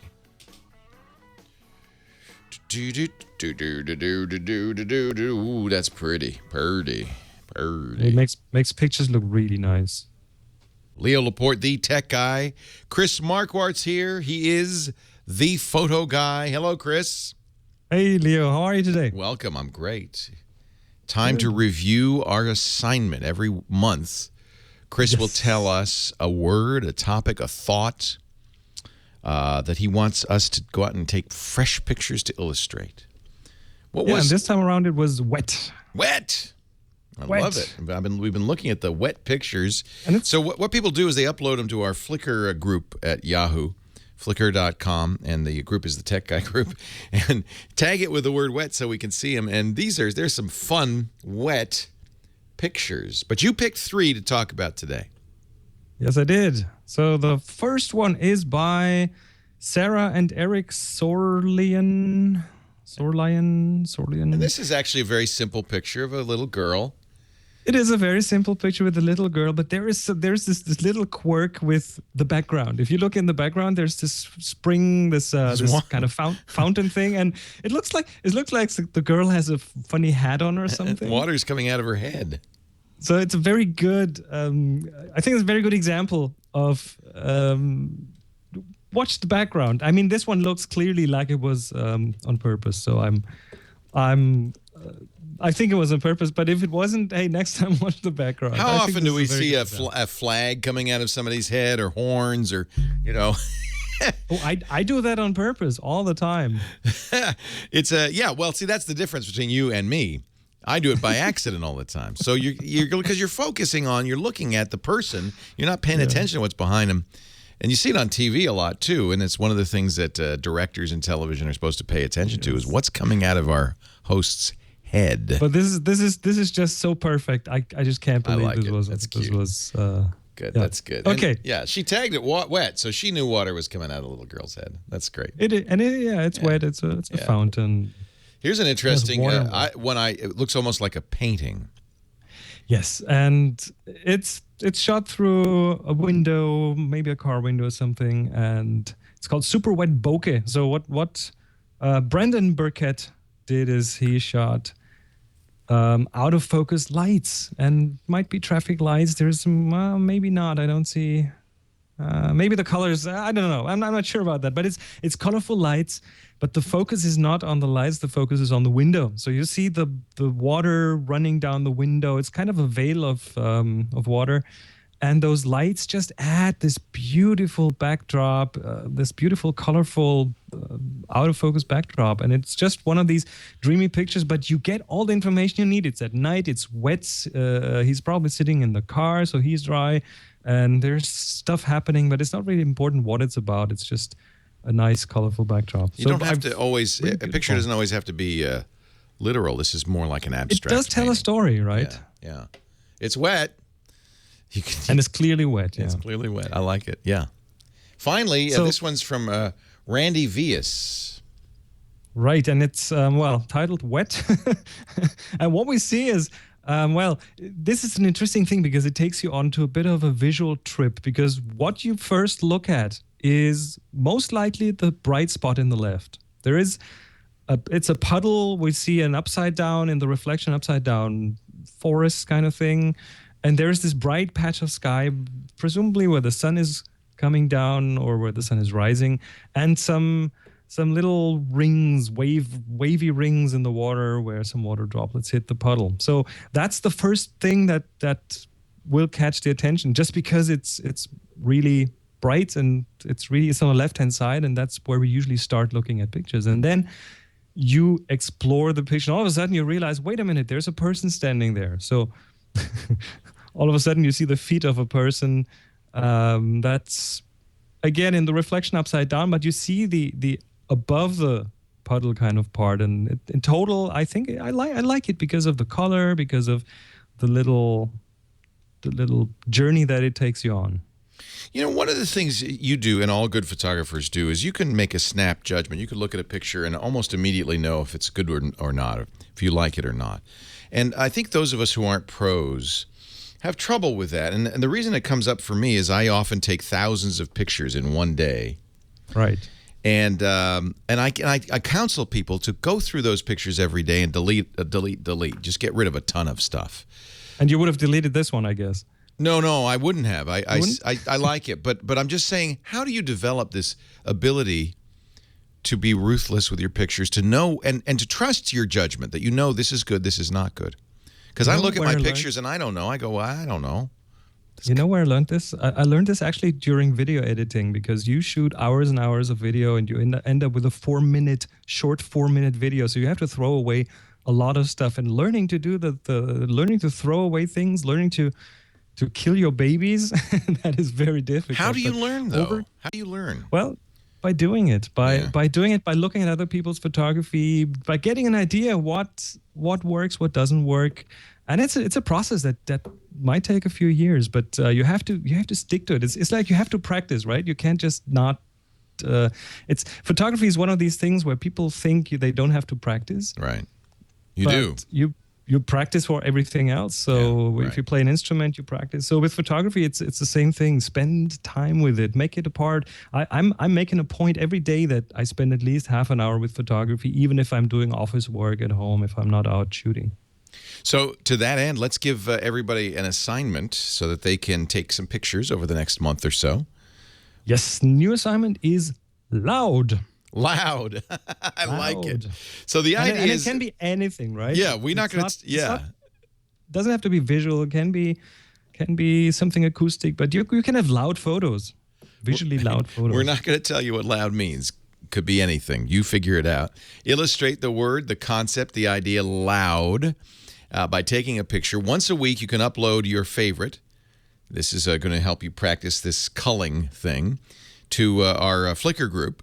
Flickr's free, by the way. Anybody can be a member at flickr.com. But you do have to be a member to join our Tech Guy group. Do join that. And then upload some loud pictures. We'll take a look at 3 of them. When I get back, I'm going to go on a trip. I'll be back in October, so we'll do it then. Chris Marquardt is at chrismarquardt.com if you want to find out more about his workshops where he could teach you stuff like, is this a good picture? Discover the top floor. Discover the top floor. That's the place to go for that. And each week he stops by and helps us with digital photography. It's fun. It's a great hobby, and you're right, practice. My problem is I'm afraid of deleting a good picture. Yeah, but when it's gone, and then you won't even remember that you took it. There's more.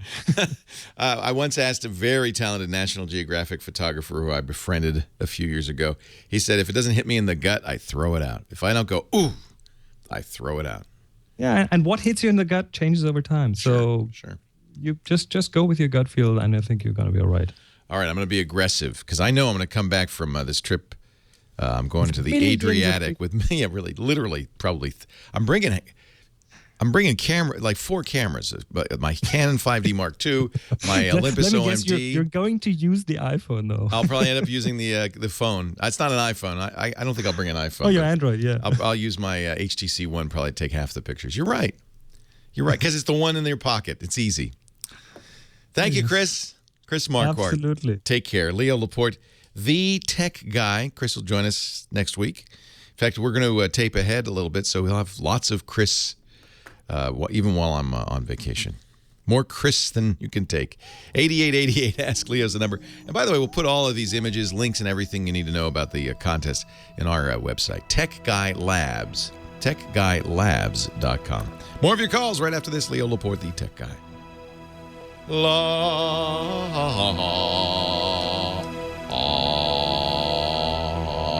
And I'll forward this over to you, James DeRuvo. Leo, just a quick question. Did my video continue to run? Say again? Did my video continue running? Yes. Did we freeze up on you? You froze up on me. Yeah, we've been doing that a lot lately. They've been freezing on people a lot lately. Have you noticed that? Do we know why? Well, as long as mine works, is good. We got a whole family coming in here. They're going to get terrible seats. Thank you, Chris. talk to you in 1.25 hours. Thank you. I appreciate you doing that. Sure, absolutely. All right, take care. Yeah, we're taping today for later. Why am I doing that? There we go. There we go. There we go. There we go. You can start using it Oh, right now. we're going to jam some people in here. Jam them in. Yeah, he did intend to be black and white. It's his new thing. For some reason, he wants to be black and white. No, Scott's not going to fill in. We're going to pre-tape 6 shows.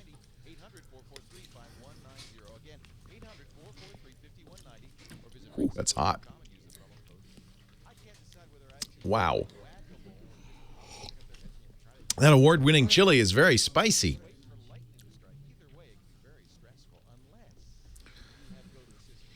Hello. How are you? Sorry you've got the obstructed view. Every once in a while I'll peek over, make sure you're not asleep. Okay, good. Okay. No sleeping allowed. All right. Leo Laporte, the tech guy. 8888. Ask Leo. That's the phone number. Taylor in Corona, California. Oh, no, I already did Taylor. It's Alex in Santa Monica, California. Hi, Alex. Alex? Hello? Nope, now it's Dave. Hey, Dave in Thousand Oaks. Hey, Leo. How's it going? Did I lose Alex? Did I do something wrong? No, you got Dave. I know. I think Alex hung up. Anyway, hi, Dave. Hi. Listen, we got some serious problems. We got football season starting, and we got this amazing new Pac-12 network that Verizon doesn't support. Time Warner does, but they're on strike with CBS. Is there another way to get this network without going through these cable companies? Isn't it awful? So you want to watch NFL or you want to watch college? Well, college first, and that starts next week. So we got the whole West Coast, UCLA, SC, Cal, Stanford, Oregon, the whole thing. We can't see those games. Isn't that Unless frustrating? you're a Pac-12 network guy. I looked, Pac-12 network doesn't even have a phone number to contact them in San Francisco. It's very frustrating. So if you are on Verizon, yes, you can get it. Is that what you're saying? No, they do not offer it. Oh, you have to get it on Direct TV. Is that right? Where do you get it? Maybe Direct, but and then Time Warner, yes. Okay, Time Warner. So the whole reason, of course, that they do these exclusives, and it really is terrible in college football, is because they get more money. So I guess Dish has it, DirecTV doesn't. Time Warner has it, Verizon doesn't. But if you get Time Warner now, you don't have CBS. Get Time Warner, you don't have CBS. By the way, they'll resolve that before the NFL starts, I'm sure. That's where it's going to really hurt, right? Doesn't CBS have a lot of NFL games? That's going to really hurt. They have, what do they have? Thursday night, Sunday? Yeah, that's gonna really hurt. Well, there's a sensor you can download an app. Now, if I download an app, you can't download it. Well, it says, where does it say you on the Pac-12 website? Yes. They have an app. Yes. Well, see, this is what college is doing that's smart. Is a lot of colleges. I was talking about this a couple of weeks ago. Notre Dame does this. Because boosters are a huge source of income for, alumni boosters. That's why college football is big. Sure. So these colleges really want to support the boosters. So what Notre Dame, for instance, does is they do it on the internet. So, yeah, I'm at Pac12.com. Watch Pac-12 videos, live Pac-12 networks. Oh, they have an Android app. Now, they may not have live streaming in the Android app, but I would bet you, just, check. You can watch Pac-12 using your TV provider's login, which, of course, that won't work because your TV provider doesn't provide it. There you go. Or get up-to-the-minute detail. Okay, so that's the live. And they show you, by the way, a list of TV providers. Cox does it. Dish does it, not DirecTV. Fios TV from Frontier, not Verizon. It's crazy. They haven't made the deals, have they? Nope. So the West Coast is locked out. Yeah, you'd think the West Coast would be the number one place they'd want boosters to watch. They have iPhone and Android apps. Let's see what the iPhone and Android app does. A lot of times what they do on these is they require you to demonstrate you're paying a cable company. Access to most video content is based on getting I'm reading from the Android app. Okay. Access to video content is based on getting a Pac-12 Network's channel through your TV provider. You go around in a circle. Well, for instance, if you're Comcast, as I am, you're not able to log in and watch live content. You have to be Dish, Time Warner, Cox, Bright House, Bend, Canby, Crestview, Frontier, Suddenlink, etc. So, yeah, they didn't make the deals. Yeah. And it's dumb of them because they're going to probably forego some alumni support because they're not available for all the alums. Right. So there's nothing you can do. And this is the strangle. By the way, this is all going to change. It is strangle. I can't It's wait. the stranglehold that network and cable companies have on content. But if you're a smart content provider, you're kind of caught right now. You'd love to look at, believe me, Pac-12 would love to get to you. They want everybody to watch who can. In fact, they'd love to charge you directly. That's what Notre Dame does. Yeah. Hey, I'll take your $150 a season. No problem. The problem is they do that. Then the cable companies say, well, then you're not going to do a deal with us. Jeez. And so the cable companies still have this stranglehold, but this is ending, and they know it, by the way. They're terrified. It's just take a while, I guess. It does. We're in a transitional period. Remember, 10 years ago, you couldn't have watched football on the internet. It wouldn't have enough bandwidth on a dial-up. It's only recently, relatively, that we have enough, that it's widespread enough bandwidth to watch this stuff over the internet. You want to do something I want to do, a lot of people want to do, called cord cutting. I want to get rid of my premium cable subscriptions. I want to get rid of the satellite dish. I want high-speed internet, and that's it. And I want to get everything over the internet. I'm an internet broadcaster. I want to see these days happen soon. It's good for me as an internet broadcaster. The problem is that if you have an existing business, this is always the difficulty, and you see it a lot in digital, in all kinds of digital. If you have an existing business, you're afraid of cannibalizing your existing business. Why do you think the New York Times is having such a hard time moving to the internet? They can't kill the paper. That's why the Washington Post and the Boston Globe were fire-sailed off to companies that had other interests because it's so difficult to balance the old business model and the new. That's why Kodak went Chapter 11. It's not that Kodak didn't have a good digital strategy. They did. They couldn't make as much money out of it. They made more money on processing and film. And so when that business died, so did Kodak. So did Polaroid. So this is it's always tough. It's bad for us as consumers because we lose out, at least in the short term. But in the long run, we'll all win because you'll be able to go directly to the content creators and buy their content directly. They prefer that. Why do they need the middleman? They don't want the middleman. It's just that historically, the middleman was doing the delivery, and they needed it. Just like you used to have a record company, because historically, the record company got you in record stores. That isn't much use anymore. You don't really need a record company. And soon, we won't need cable companies, and I cannot wait. Oh, I cannot wait. Those will be good days. Julie in Los Angeles, Leo Laporte, the tech guy. Hi, Julian. Hi, Leo. So I understand that you had some questions about accessibility for the blind on Android. Yes. I am a tech trainer. I teach blind people how to use iPhones and Android. Oh, wonderful. Where do you do that?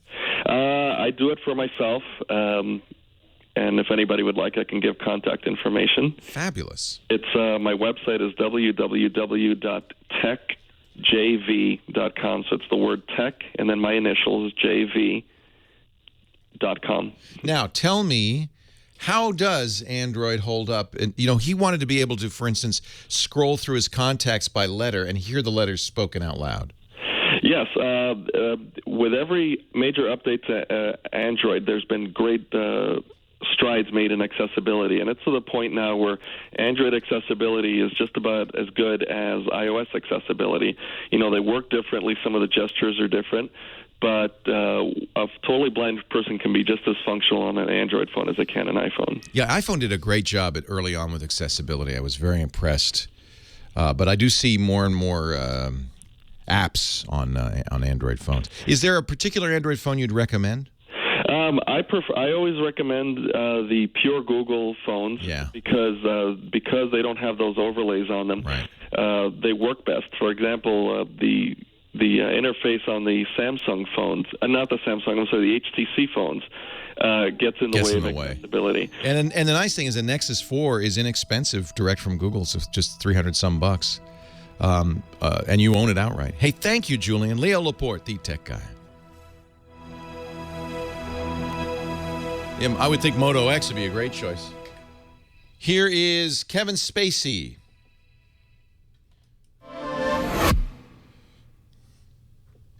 The relief for all of you is that I am not someone with an important job in broadcasting using this speech to audition for an even more important job in broadcasting.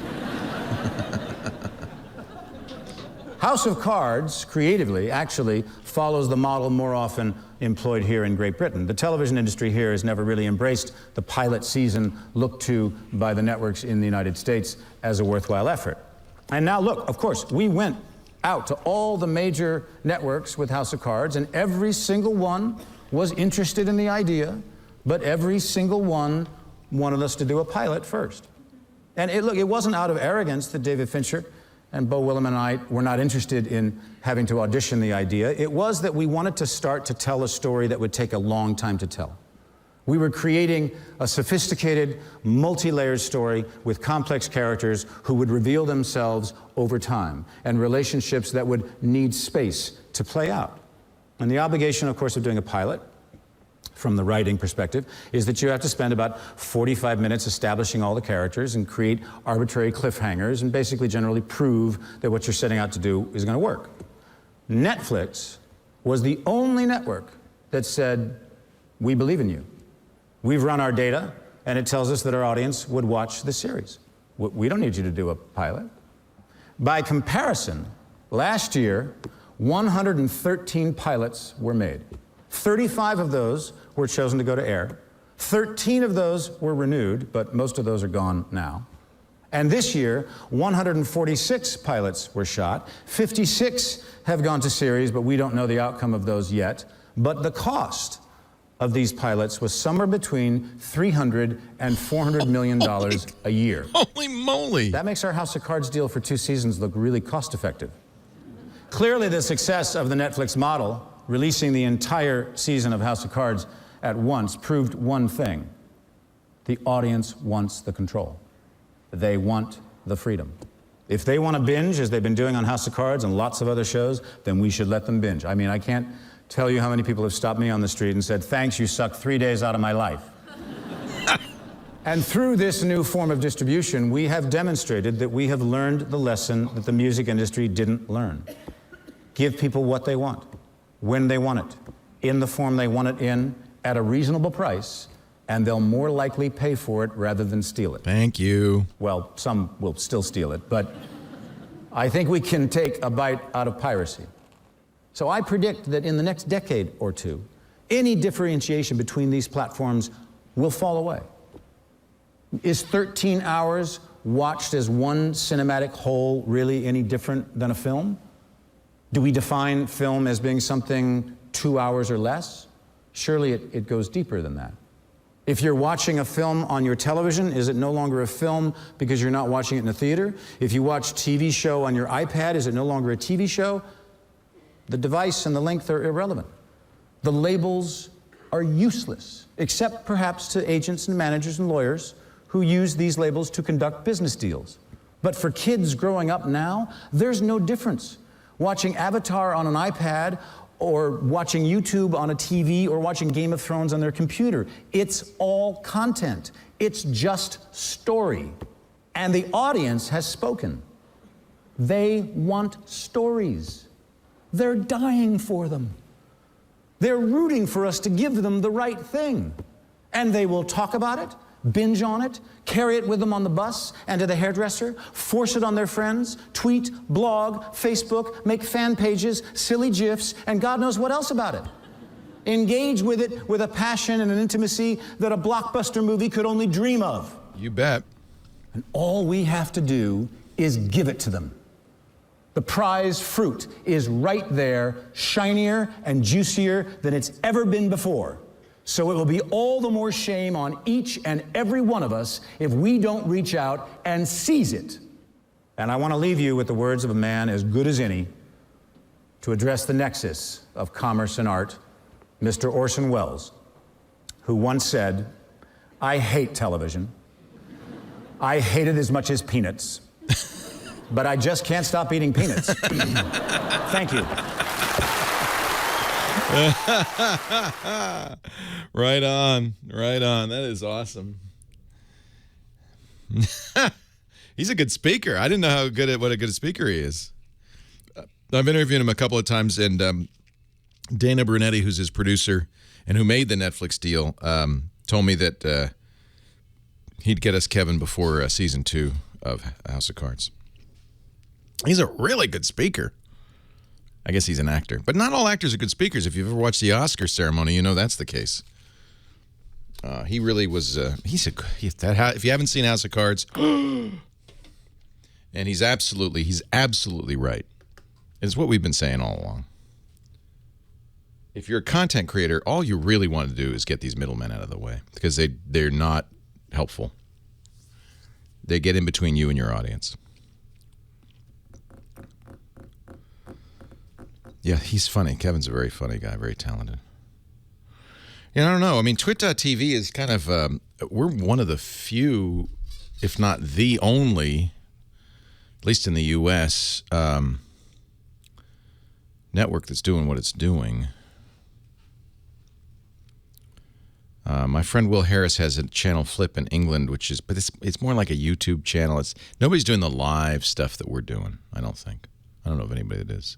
I mean, Revision 3 is doing stuff, but nobody's doing it live like we are. But for me, this was the whole thing. This was the discovery, was that we can go directly to our audience. And the internet makes it possible.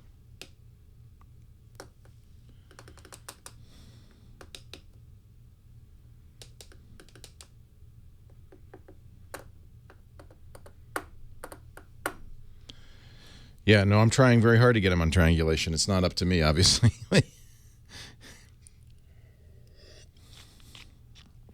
Well, you know, this is an interesting question we think about all the time is, you know, in order for us to succeed globally, we actually have to be 24/7, right? The hacker doc that Spacey narrated that I was in, it was suppressed because of a dispute between its producer and Trigger Street, Spacey's production company.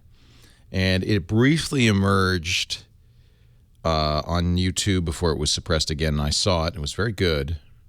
It's rapidly... it's about... what's his name? The kid who is kind of a gray hat hacker who's sleeping on people's sofas. I can't remember. I follow him. Yeah, I'm sure you can get it on the torrent sites. Not Mitnick, the other guy. Oh, yeah, it's called Hackers Wanted.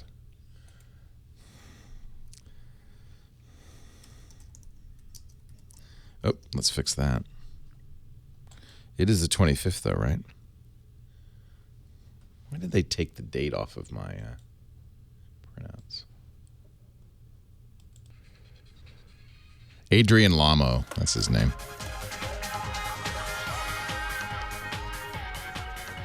Well, hey, how are you today? Leo Laporte, the tech guy. Time to talk computers, the internet, smartphones, home theater, all that jazz. 8888 Ask Leo is the phone number if you have a question, a comment, a suggestion. You know what I'm going to do? I had this crazy idea. September 10th, we don't know for sure, but it's believed, because Apple hasn't sent out any information or invitations, that Apple will have an event on September 10th at which they will announce a new iPhone or two. I was thinking it'd be kind of fun to record before that event, to record a segment of the show, to be played back. You'd have to help me with this, Nathan. To be played back after the event, and then Nathan, during that segment, I will say everything we think is true about the new iPhone. All the rumors, fingerprint reader, 2 phones, the 5S, the 5C, one's got color. The i5S, the high end, will be available in black and white and champagne. I'll do all of the rumors. And then, Nathan, you could have a little buzzer and a little bell. And when I get it right, you go ding-a-ling. When I get it wrong, you go eh. And we'll see, because we never really, the rumor mill is so crazy, and it just goes crazy, especially as we get closer and closer to an Apple event. But we never really check back, do we, and say, how close was it? How accurate were these rumors? It'd be kind of fun to really put me on the spot. And I'll tell you everything. You can play the buzzers, the sad trombone, the bells when it's right.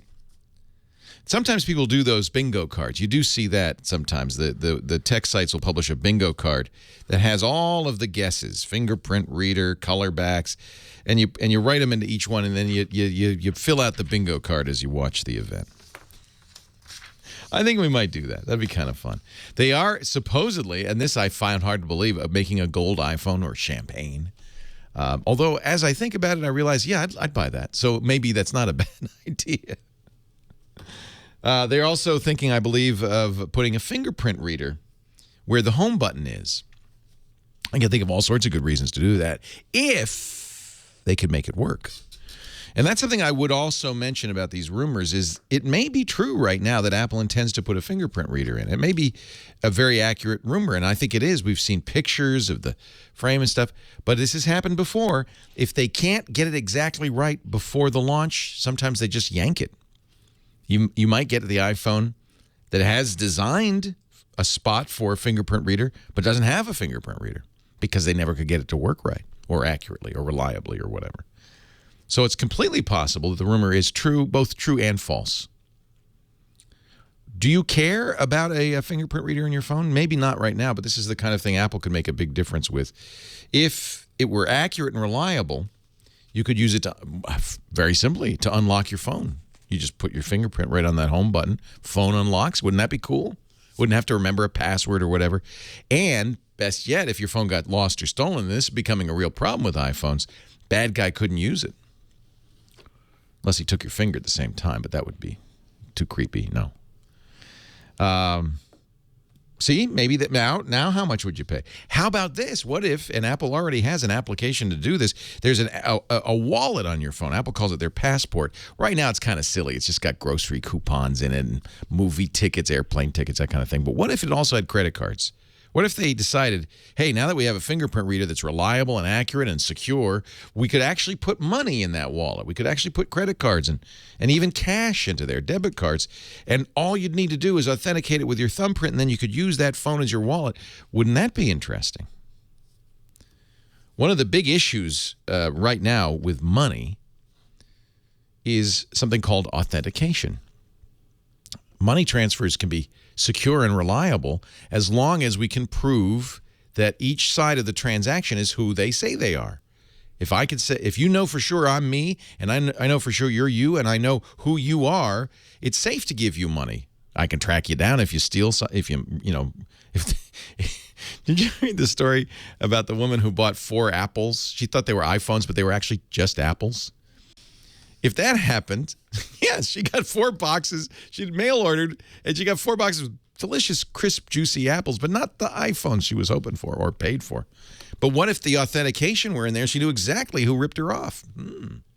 Be less likely to have that happen. So I think there's some interesting plays Apple could make here. Remember, Apple is always looking. Ideally for them, they'd like to invent a new market. Their biggest successes have been where they go into a market and they just, boom, they change everything. They changed the music industry in 2001 with the iPod. They changed the phone industry in 2007 with the iPhone. One could argue they changed the tablet industry with the iPad. There'd been tablets for a year, 10 years, decade. Microsoft had been making tablets, pushing tablets for a decade. Then, all of a sudden, in 2010, along comes Apple and boom, it's a market. So maybe this is another one. They're looking for stuff like that. The other rumors are strong that there'll be an iWatch at some point. That won't be this year. Don't hold out hope for that. And I'm sure we'll see new iPads, maybe even new computers, and a Mac Pro. We're definitely going to see that. They've even said we're going to see that. But that won't be this September announcement. There'll be one in October. They're actually putting ads for the new Macintosh Pro in the movies. You go to see a movie, I think it was in Despicable Me 2. You go to see a movie and you see this boob. At first you think, what is this? This is an upcoming movie about space or something. Wow, what is this, science fiction? And then you realize, no, that's a computer. There's the Apple logo. They did an ad for the new Mac Pro in a movie, right before the show. Well, that's interesting. 8888 Ask Leo. That's my number. Let's get back to the phones. We got Robert on the line from South Carolina. Hi, Robert. Leo Laporte, the tech guy. Hey, Leo. It is great speaking with you. How are you today? I'm great. Thanks for calling. What can I do for you? Good, good. Hey, first of all, I want to thank you for making complicated things to where the simple man can understand. That means a great deal. Well, that's what I hope to do, and if I'm succeeding, I'm thrilled. Thank you. You do it well. Hey, I'm so excited.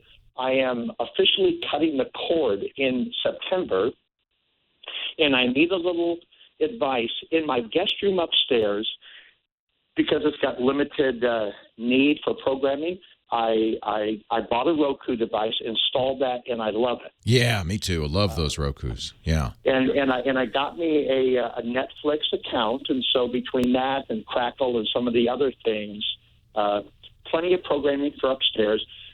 But downstairs in my main viewing area, I decided I want to go to Google TV, and I saw the little review you did on the Vizio CoStar. Yeah. And then I was also considering the that Sony device, but it's $50 more. Is there? So here's all of these things, and you could throw in Apple TV, Chromecast, WD TV. There's hundreds of these. They all have the same purpose: connecting your TV to the internet so you can get programming on the internet. In fact, most TVs that are sold today have an internet connection and smart software on it. They call them smart TVs. And they all do roughly the same thing, but it's funny, there's no one box that does everything. In fact, my friend Veronica Belmont crowdsourced a spreadsheet, which I think is still on Google Docs, on set-top boxes. It's I'll give you the short URL. Just so you could see the grid of what different boxes can do. bit.ly/settop,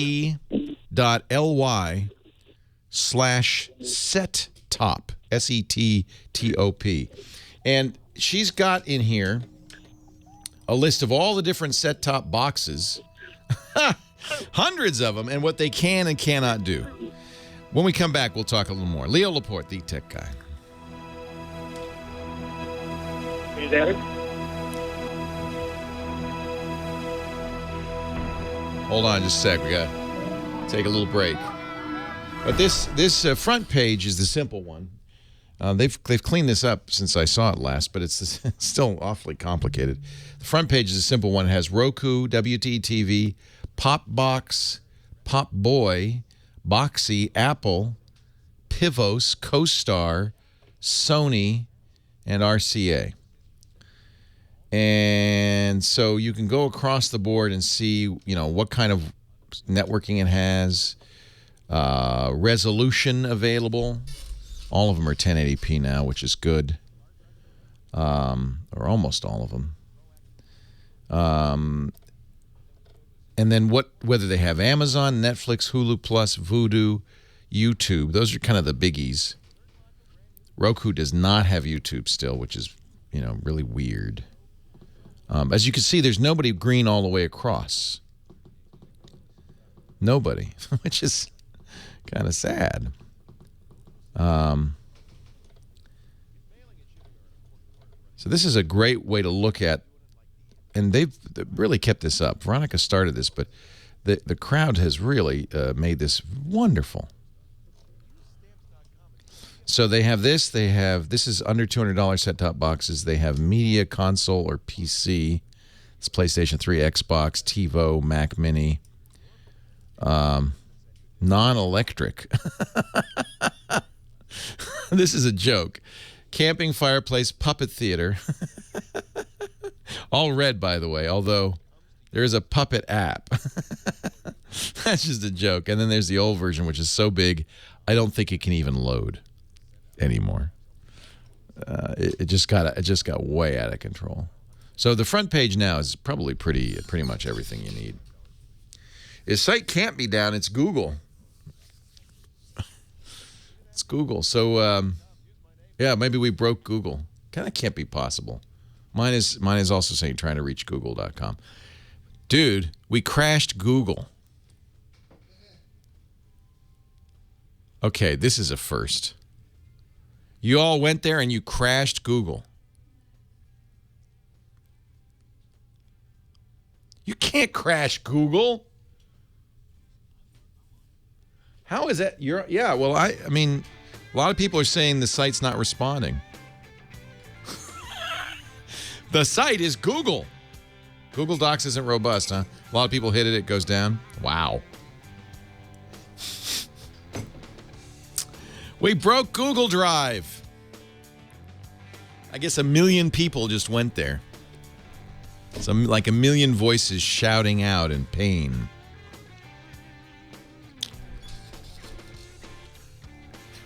I broke the internet. My computer was just acting funny, actually, too. Yeah, we just killed the internet. Well, I am enjoying my power.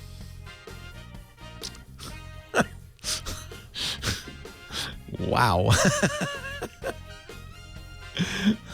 You killed Kim's PC and Google.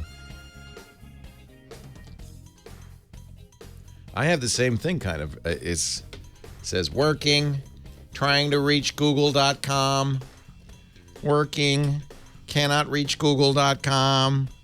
The Google is down. The Google is down.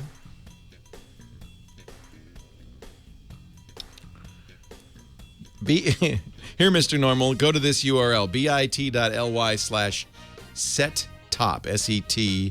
SETTOP. Holy cow. Chat room, you are all powerful. Maybe the folks at Google could get some help here. We broke Google. I was sending you, Adam, and you'll just have to go. Was it Adam? Who was I talking to now? Did he go away? Oh, nuts. I was talking to somebody, I can't remember his name, about what set-top box to buy. And I sent you to a Google Doc that Veronica Belmont made and has now been kept up to date by the crowd. And really has done a great job on all the different, boxes that you can connect your TV to give your TV internet access, what services they support, and so forth and so on. It's bit. Let's keep breaking Google. bit.ly/settop, SETTOP. Yeah, I guess you can. How can we break Google? I don't understand. I guess too many of you listen to this show, and all of you went to that website, and Google just couldn't handle it. Anyway, it's later. Go later. We'll put a link in the show notes, techguylabs.com. You can look at it later. If you notice, there's no one thing that does everything, which is really frustrating. It'd be nice if I could say, just get a Roku box. Roku's pretty good. It does everything. YouTube's the big missing piece on Roku. But there are literally hundreds and hundreds of channels that Roku can get over the internet. Not live. Very few things do live. And that's one of the missing pieces. In fact, the missing piece for cord cutters is people who want to watch football games, the Academy Awards, that kind of thing. Super Bowl. You really need live television access to watch those. That's going to change, too. Apple TV can do live, but only Apple gets to do it. They have an iTunes concert series they do every summer, and they stream live during it on the Apple TV. So we know it can do it, but they just don't let anybody else do it. There is a company called Aereo, AEREO. Barry Diller. It's very interesting. Barry Diller, you may remember that name. Famous Hollywood agent who's getting his revenge on Hollywood, I guess. Aereo gives people live television access over the internet. You're, in effect, renting an antenna in your town, and then like a television antenna, and then you can use that antenna to get TV on your iPad and soon other devices. It's in a very limited markets right now, but if you go to the website, you can see as they roll out. If you had Aereo and you had maybe Roku, you might need to buy a couple of them. Google TV is a little different than these others, and it's very interesting. The Xbox is going to do this too, the new Xbox One. It's a pass-through device. So it's an overlay on top of your TV. So what happens with Google TV devices, you plug your set-top box, your cable box, or your satellite box into the Google TV, and then you plug your Google TV into the television set. And so you don't have to change You know how you have to change the input setting to watch, your Roku? You don't have to do that with Google TV. You're watching your cable box, you press a button, Google TV comes up and overlays the television and it interfaces with it. So it's pretty good. It's a pretty good mix. And I do like it for that, but unfortunately, a number of companies, including Hulu, block Google TV. They don't want you. You can watch on the web. You can watch Hulu on the web, but you can't watch it on Google TV. Don't ask me why. I don't understand how these guys do business. I just don't get it. Oh, so it's Bitly? We broke Bitly? I don't think that's the case. I don't think that's the case because I'm on the Google site, and Google says I can't reach google.com. That's not Bitly. We broke Google. And you ought to be proud for that. Not an easy thing to do.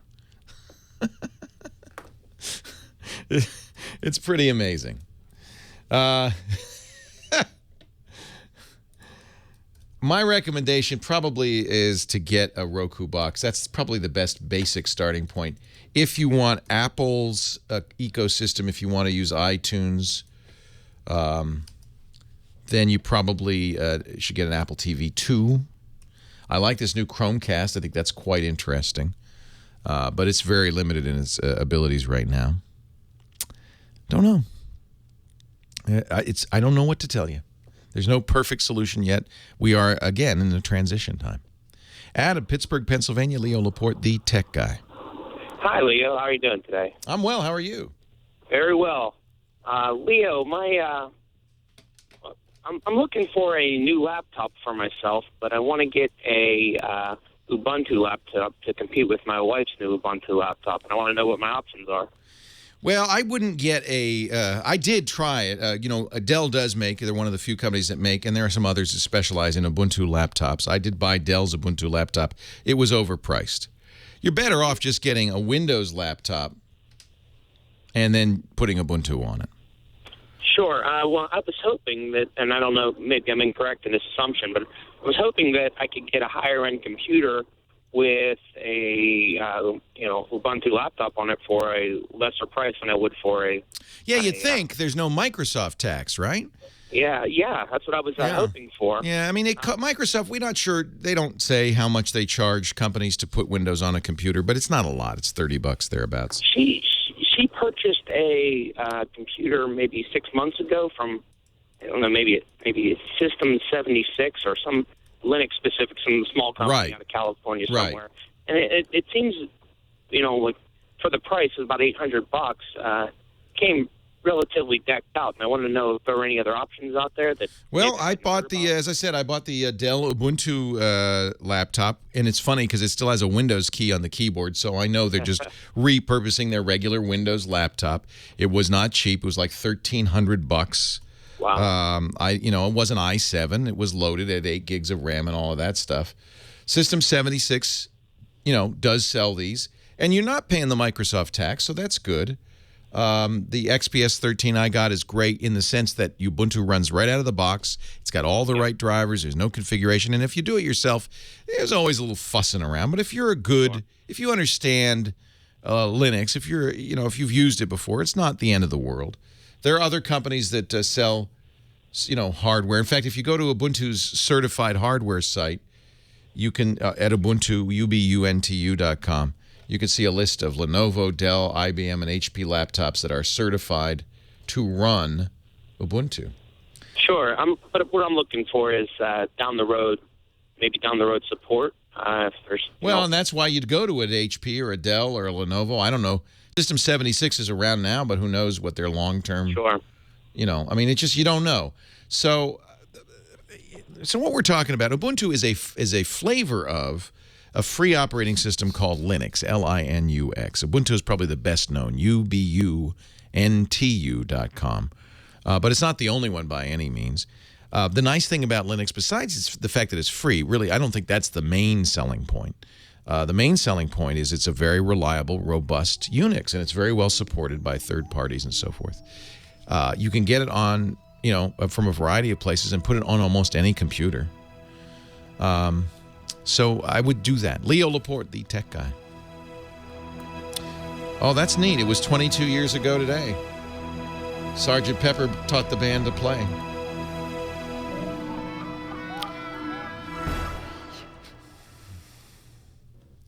That's really cool. I didn't realize. August 25th, 1991, from Torvalds at Helsinki.fi. Hello, everybody out there using Minix. I'm doing a free operating system, just a hobby. Won't be big and professional like GNU for 386, 486 AT clones. This has been brewing since April and is starting to get ready. I love it. You know, I always say that it was the long Finnish winters that gave Linus the impetus to create Ubuntu, but he wrote it in the summer. I like System 76 actually. Tom Merritt bought a laptop from them.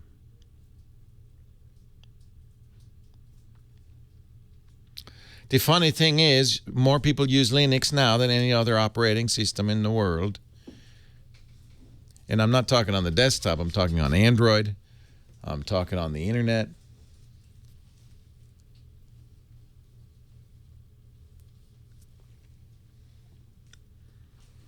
Wow, that's great. I'm going to talk about that.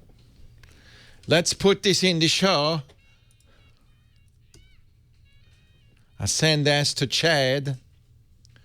Actually, I'll pinboard it. Is your computer still dead, Kim?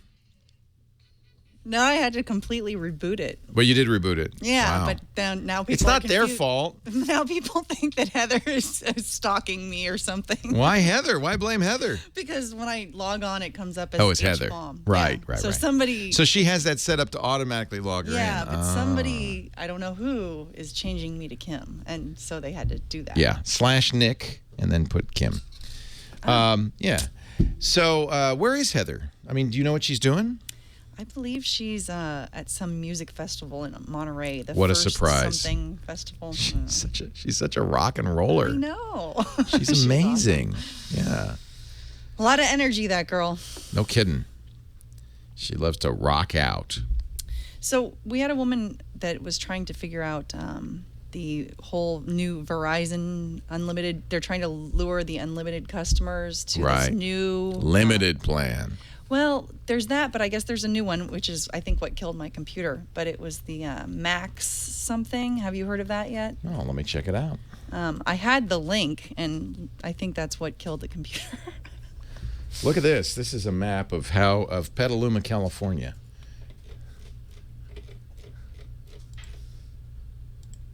We killed Petaluma. I don't know. I don't think that's the case.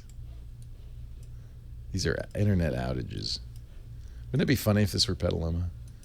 It actually looks like it's more like San Francisco. Somebody said Heather's out there bringing down the data centers.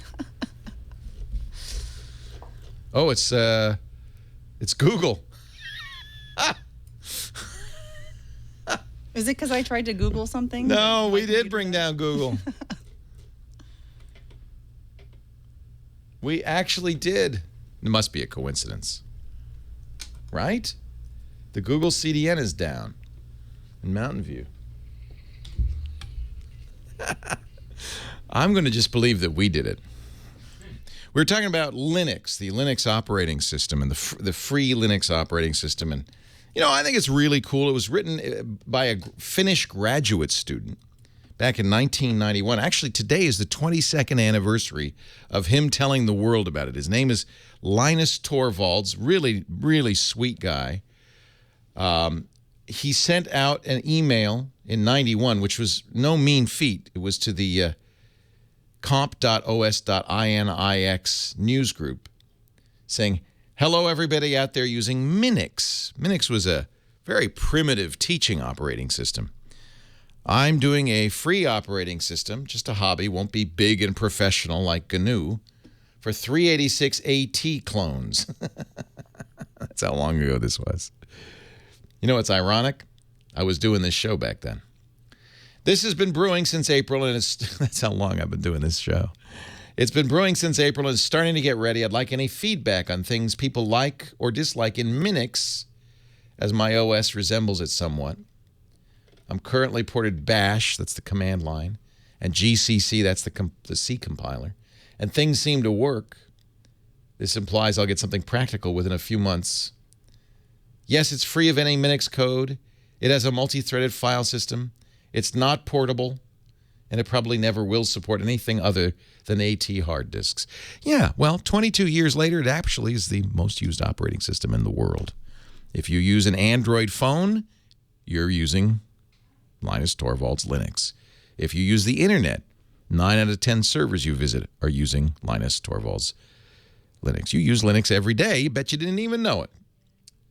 One of the reasons it's such a success is because even though Linus kept the copyright, he still owns the word Linux, but he gave away the source code and lets other people create Linux-like software and work on it. And of course, his timing was good. His timing was excellent. The internet was just emerging, and of course that made it possible for people all around the world to work with him, and the free software movement had just started. So it made it possible for that to happen. Really cool. Happy anniversary, Linux. And so our last caller who wanted to run Linux on a laptop, most people do what I would do, which is buy a good laptop, the one you like, check it up, make sure it works with Linux, that the drivers exist for all the laptop hardware, and then download a version of Linux, whether it's Ubuntu or whatever you like, and install it. Michael, Los Angeles, Leo Laporte, the tech guy. Hi, Michael.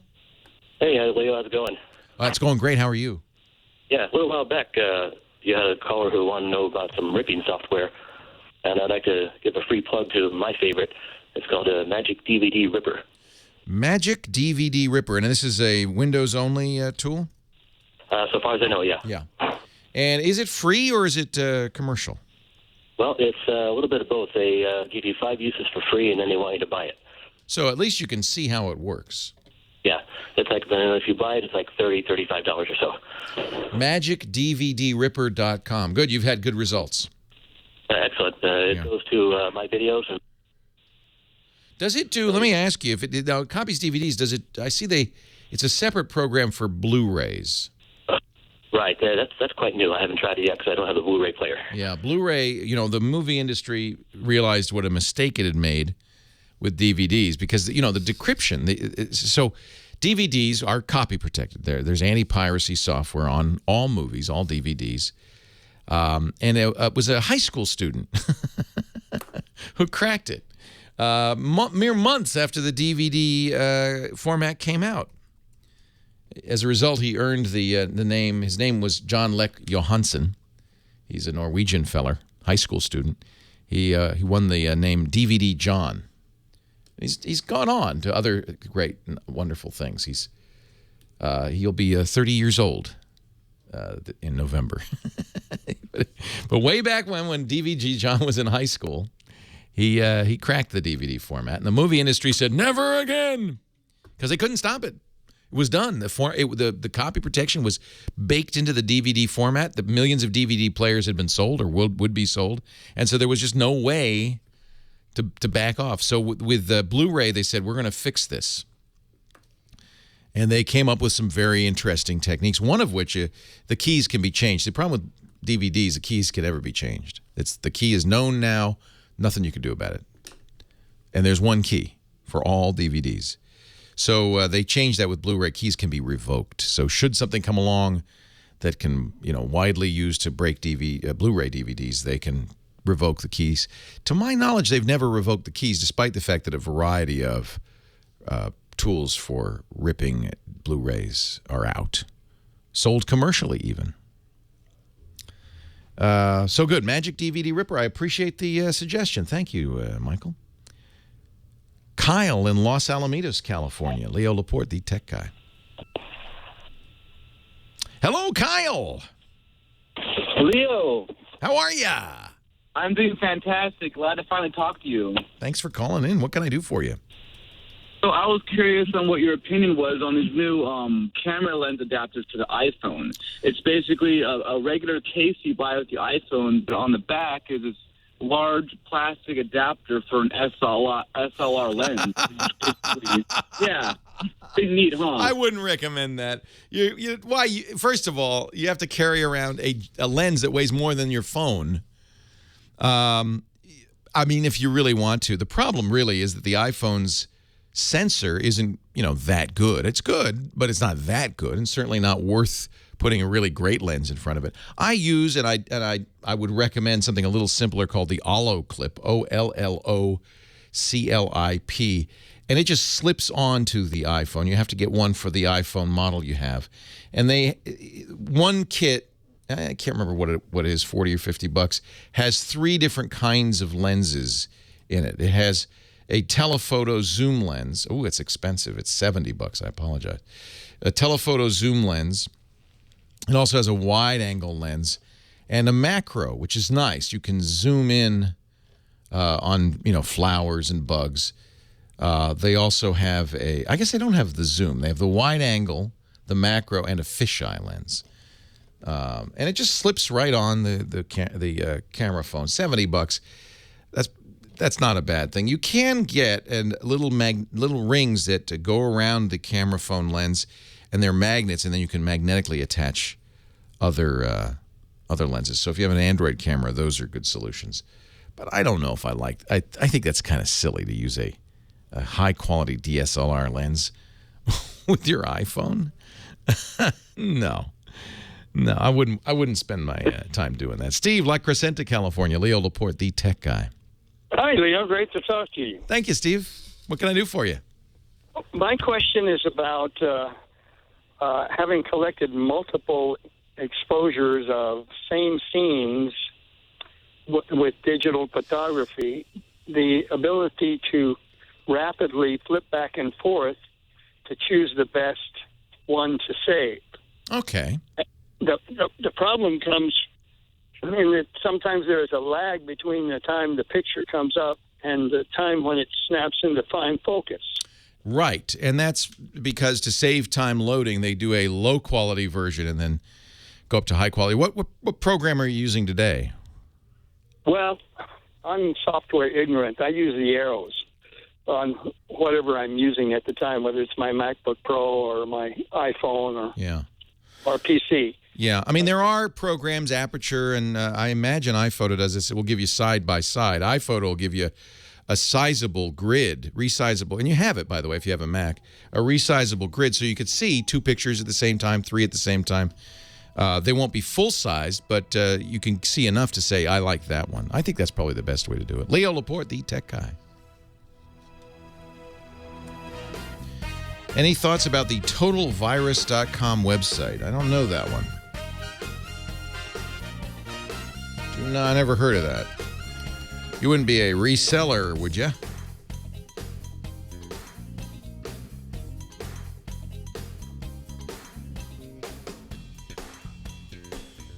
First of all, it's not TotalVirus.com.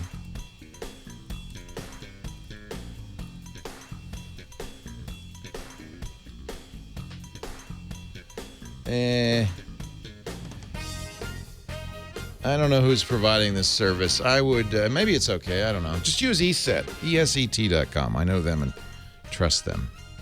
Is Dickie V on? Is Dickie D on? No, that's Saturday. Ah, that's cool. Submits it to multiple scanners. All right, cool.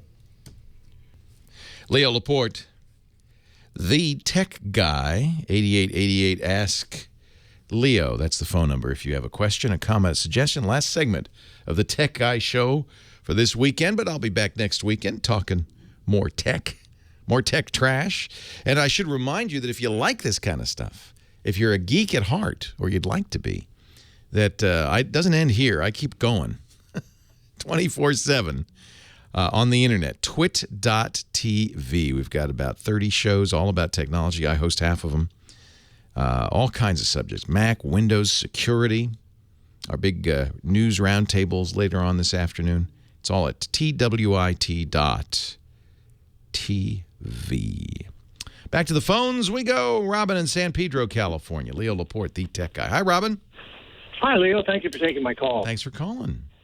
Okay. I have a 2 terabyte hard drive, and I have it partitioned off into 4 sections, and I had Windows 7 installed on the C drive, and I needed some features that Windows XP has, so I installed Windows XP on my F drive that I titled Extra, and now it won't dual boot. It won't even see the Windows 7. Yeah, that's how Windows works. When Whatever the last version of Windows you installed is, that's the one that's going to boot. Unless you're very clever. I wasn't. What happens is XP, you installed it, just says, hey, I'll take it from here. What you need is a boot manager that will choose which partition to boot. As long as both are bootable, and this may have changed, by the way, when you installed XP, it may have made 7 unbootable, so you may have to go back with a partitioner and make it a bootable partition.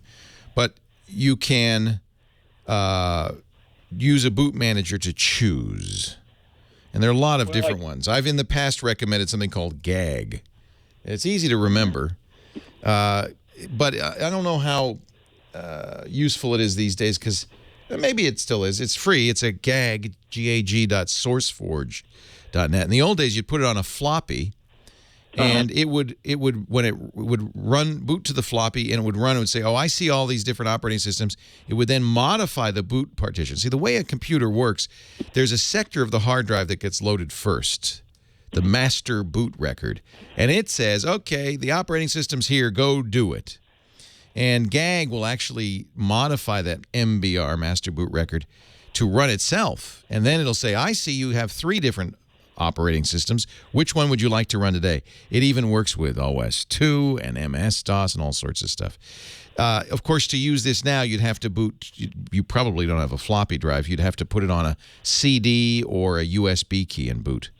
But GAG is free, and it works great. And the nice thing about it is it's good for somebody like you, because you can use it after the fact. You've already, it's if you're doing this ahead of time, next time you can. It's much easier to do a dual boot system if you plan it ahead of time. But GAG is nice because it'll fix it and give you the choice. So download this. Say again? I'm sorry.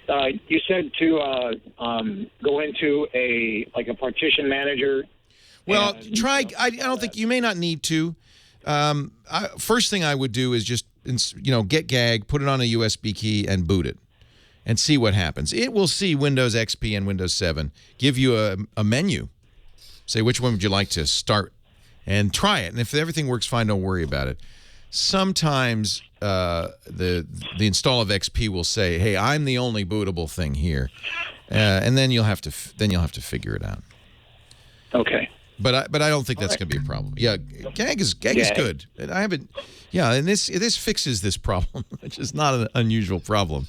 I've made many a multi-boot system and unintentionally.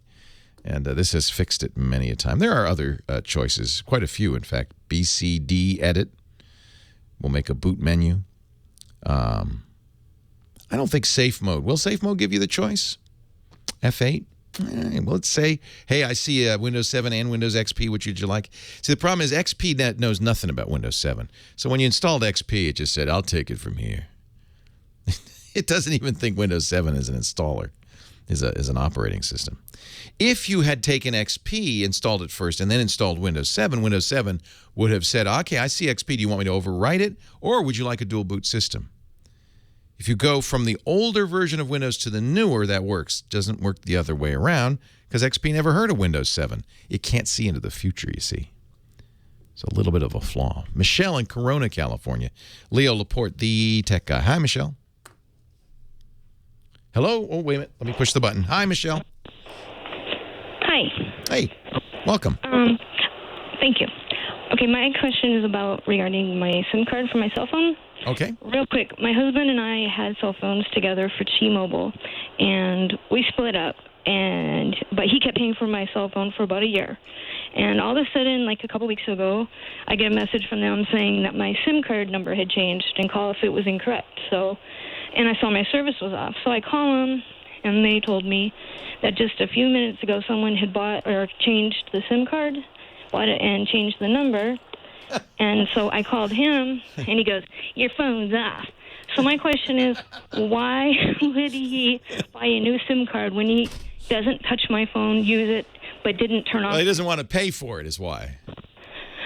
Well, they told me he could have shut it down for free. Yeah, but he didn't. So not a problem. What you do is take your phone back to T-Mobile, create a new account that you're going to pay for, and they'll put a new SIM card in. Okay, but he bought a SIM card and it still got my line, and there's No. Well, that's an interest. Yeah, see, if it was his account, he kind of owns your number. exactly, and it is his account. Yeah, so I don't know if there's anything you can do about that. You could throw yourself on the mercy of T-Mobile. I think what they would do is they'd say, look, you're going to have to work it out with your ex. He's got to release the number to you. So I think what you're going to have to do is just say, look, I got a new number, and tell friends, don't call that number unless you want to talk to my ex. And he's a jerk. But they will. But T-Mobile will, you'll have to set up a new account. You'll be paying for it, and they'll give you a new SIM. Your phone's not broken. Your phone's fine. They just put the new number in. And I'm sorry about that. But because he owned the account, I think he can do that. You can't port a number from an account that's not yours. If it were your... Yeah, but I would try. I would talk to T-Mobile, say, look, it's my number, my ex, blah, blah, blah, and I want that number, and they'll tell you if they can or can't. My suspicion is because he owns the account, he owns the number, there's nothing you can do. Maybe he'll relent. Say, honey, please, can you just let me have my number, and I'll never speak to you again. Steve in Rancho Cucamonga, Leo Laporte, the tech guy. Hey, Leo. How's it going, man? It's going great. How are you? I'm doing great. I listen to your show quite a bit, pretty much every weekend. Okay. I actually had a really quick comment where you were talking about the DVD ripping. Yeah. Do you remember a program called DVD Decryptor? Oh, yeah. Yeah. And it would... A lot of these, there was DVD Shrink. There were a lot of them, and the Motion Picture Association went after a lot of them. And many of them disappeared. Some of them, and I think DVD Decryptor is one of them, released the source code and said, hey, if anybody wants to keep working on this, you can. Yeah, and that's what happened is they you can still find it online, but they stopped making new versions of it. But I mean, it'll rip the whole DVD, the VOB. Yeah. The VOB Much to the chagrin of the movie industry, there's nothing they can do about it. Right. Yeah. Exactly. So they're mirroring it out of the UK, out of England, and so the Hollywood folks, I guess, have not yet gotten to them. But if you could find a copy of it, yeah, sure, it'll still work. Somebody in the chat room says DVD Shrink is back. So what happened is all of these programs, basically did something that's a violation of the Digital Millennium Copyright Act. It's illegal to reverse engineer copy protection. That's illegal. So the motion picture industry went after them on those grounds, and most of them were put out of business or moved. So the folks, for instance, at Slysoft, who still make a DVD ripper and a Blu-ray ripper, they just moved to Trinidad and Tobago, where apparently they are beyond the reach of the long arm of the law. And then there's the French schoolboys who do Handbrake, who said, well, we won't do it, but we'll let these... VLC folks do it, and there's a little of a game they're playing with the motion picture industry. I'll just say it again. If you're, one of the reasons Netflix is basically struggling is because the motion picture industry decided that people were renting DVDs, copying them, and sending them back. Did you ever do that? Yeah, that's stealing. That is definitely stealing. And so they made it harder and harder for Netflix to get DVDs, and the company had to reinvent itself. If you own a DVD, make as many copies as you want. Don't sell it. Don't put it on the lawn. You own it. You get to do that. Don't pirate. That's all. Leo Laporte, the tech guy. Well, that's it for the Tech Guy Show for today. I'm Leo Laporte. Thank you so much for joining us. Don't forget, the Tech Guy is just the tip of the iceberg. We do nearly 30 shows now on the Twit Netcast Network, and you'll find them all at twit.tv. We talk about Windows on Windows Weekly, Macintosh on MacBreak Weekly, iPad on iPad Today. You get your daily dose of tech news from Tech News Today, and our weekly roundtable show, This Week in Tech. It's all at twit.tv. And I'll be back next time with another great Tech Guy podcast. Thanks for joining me. See you next time.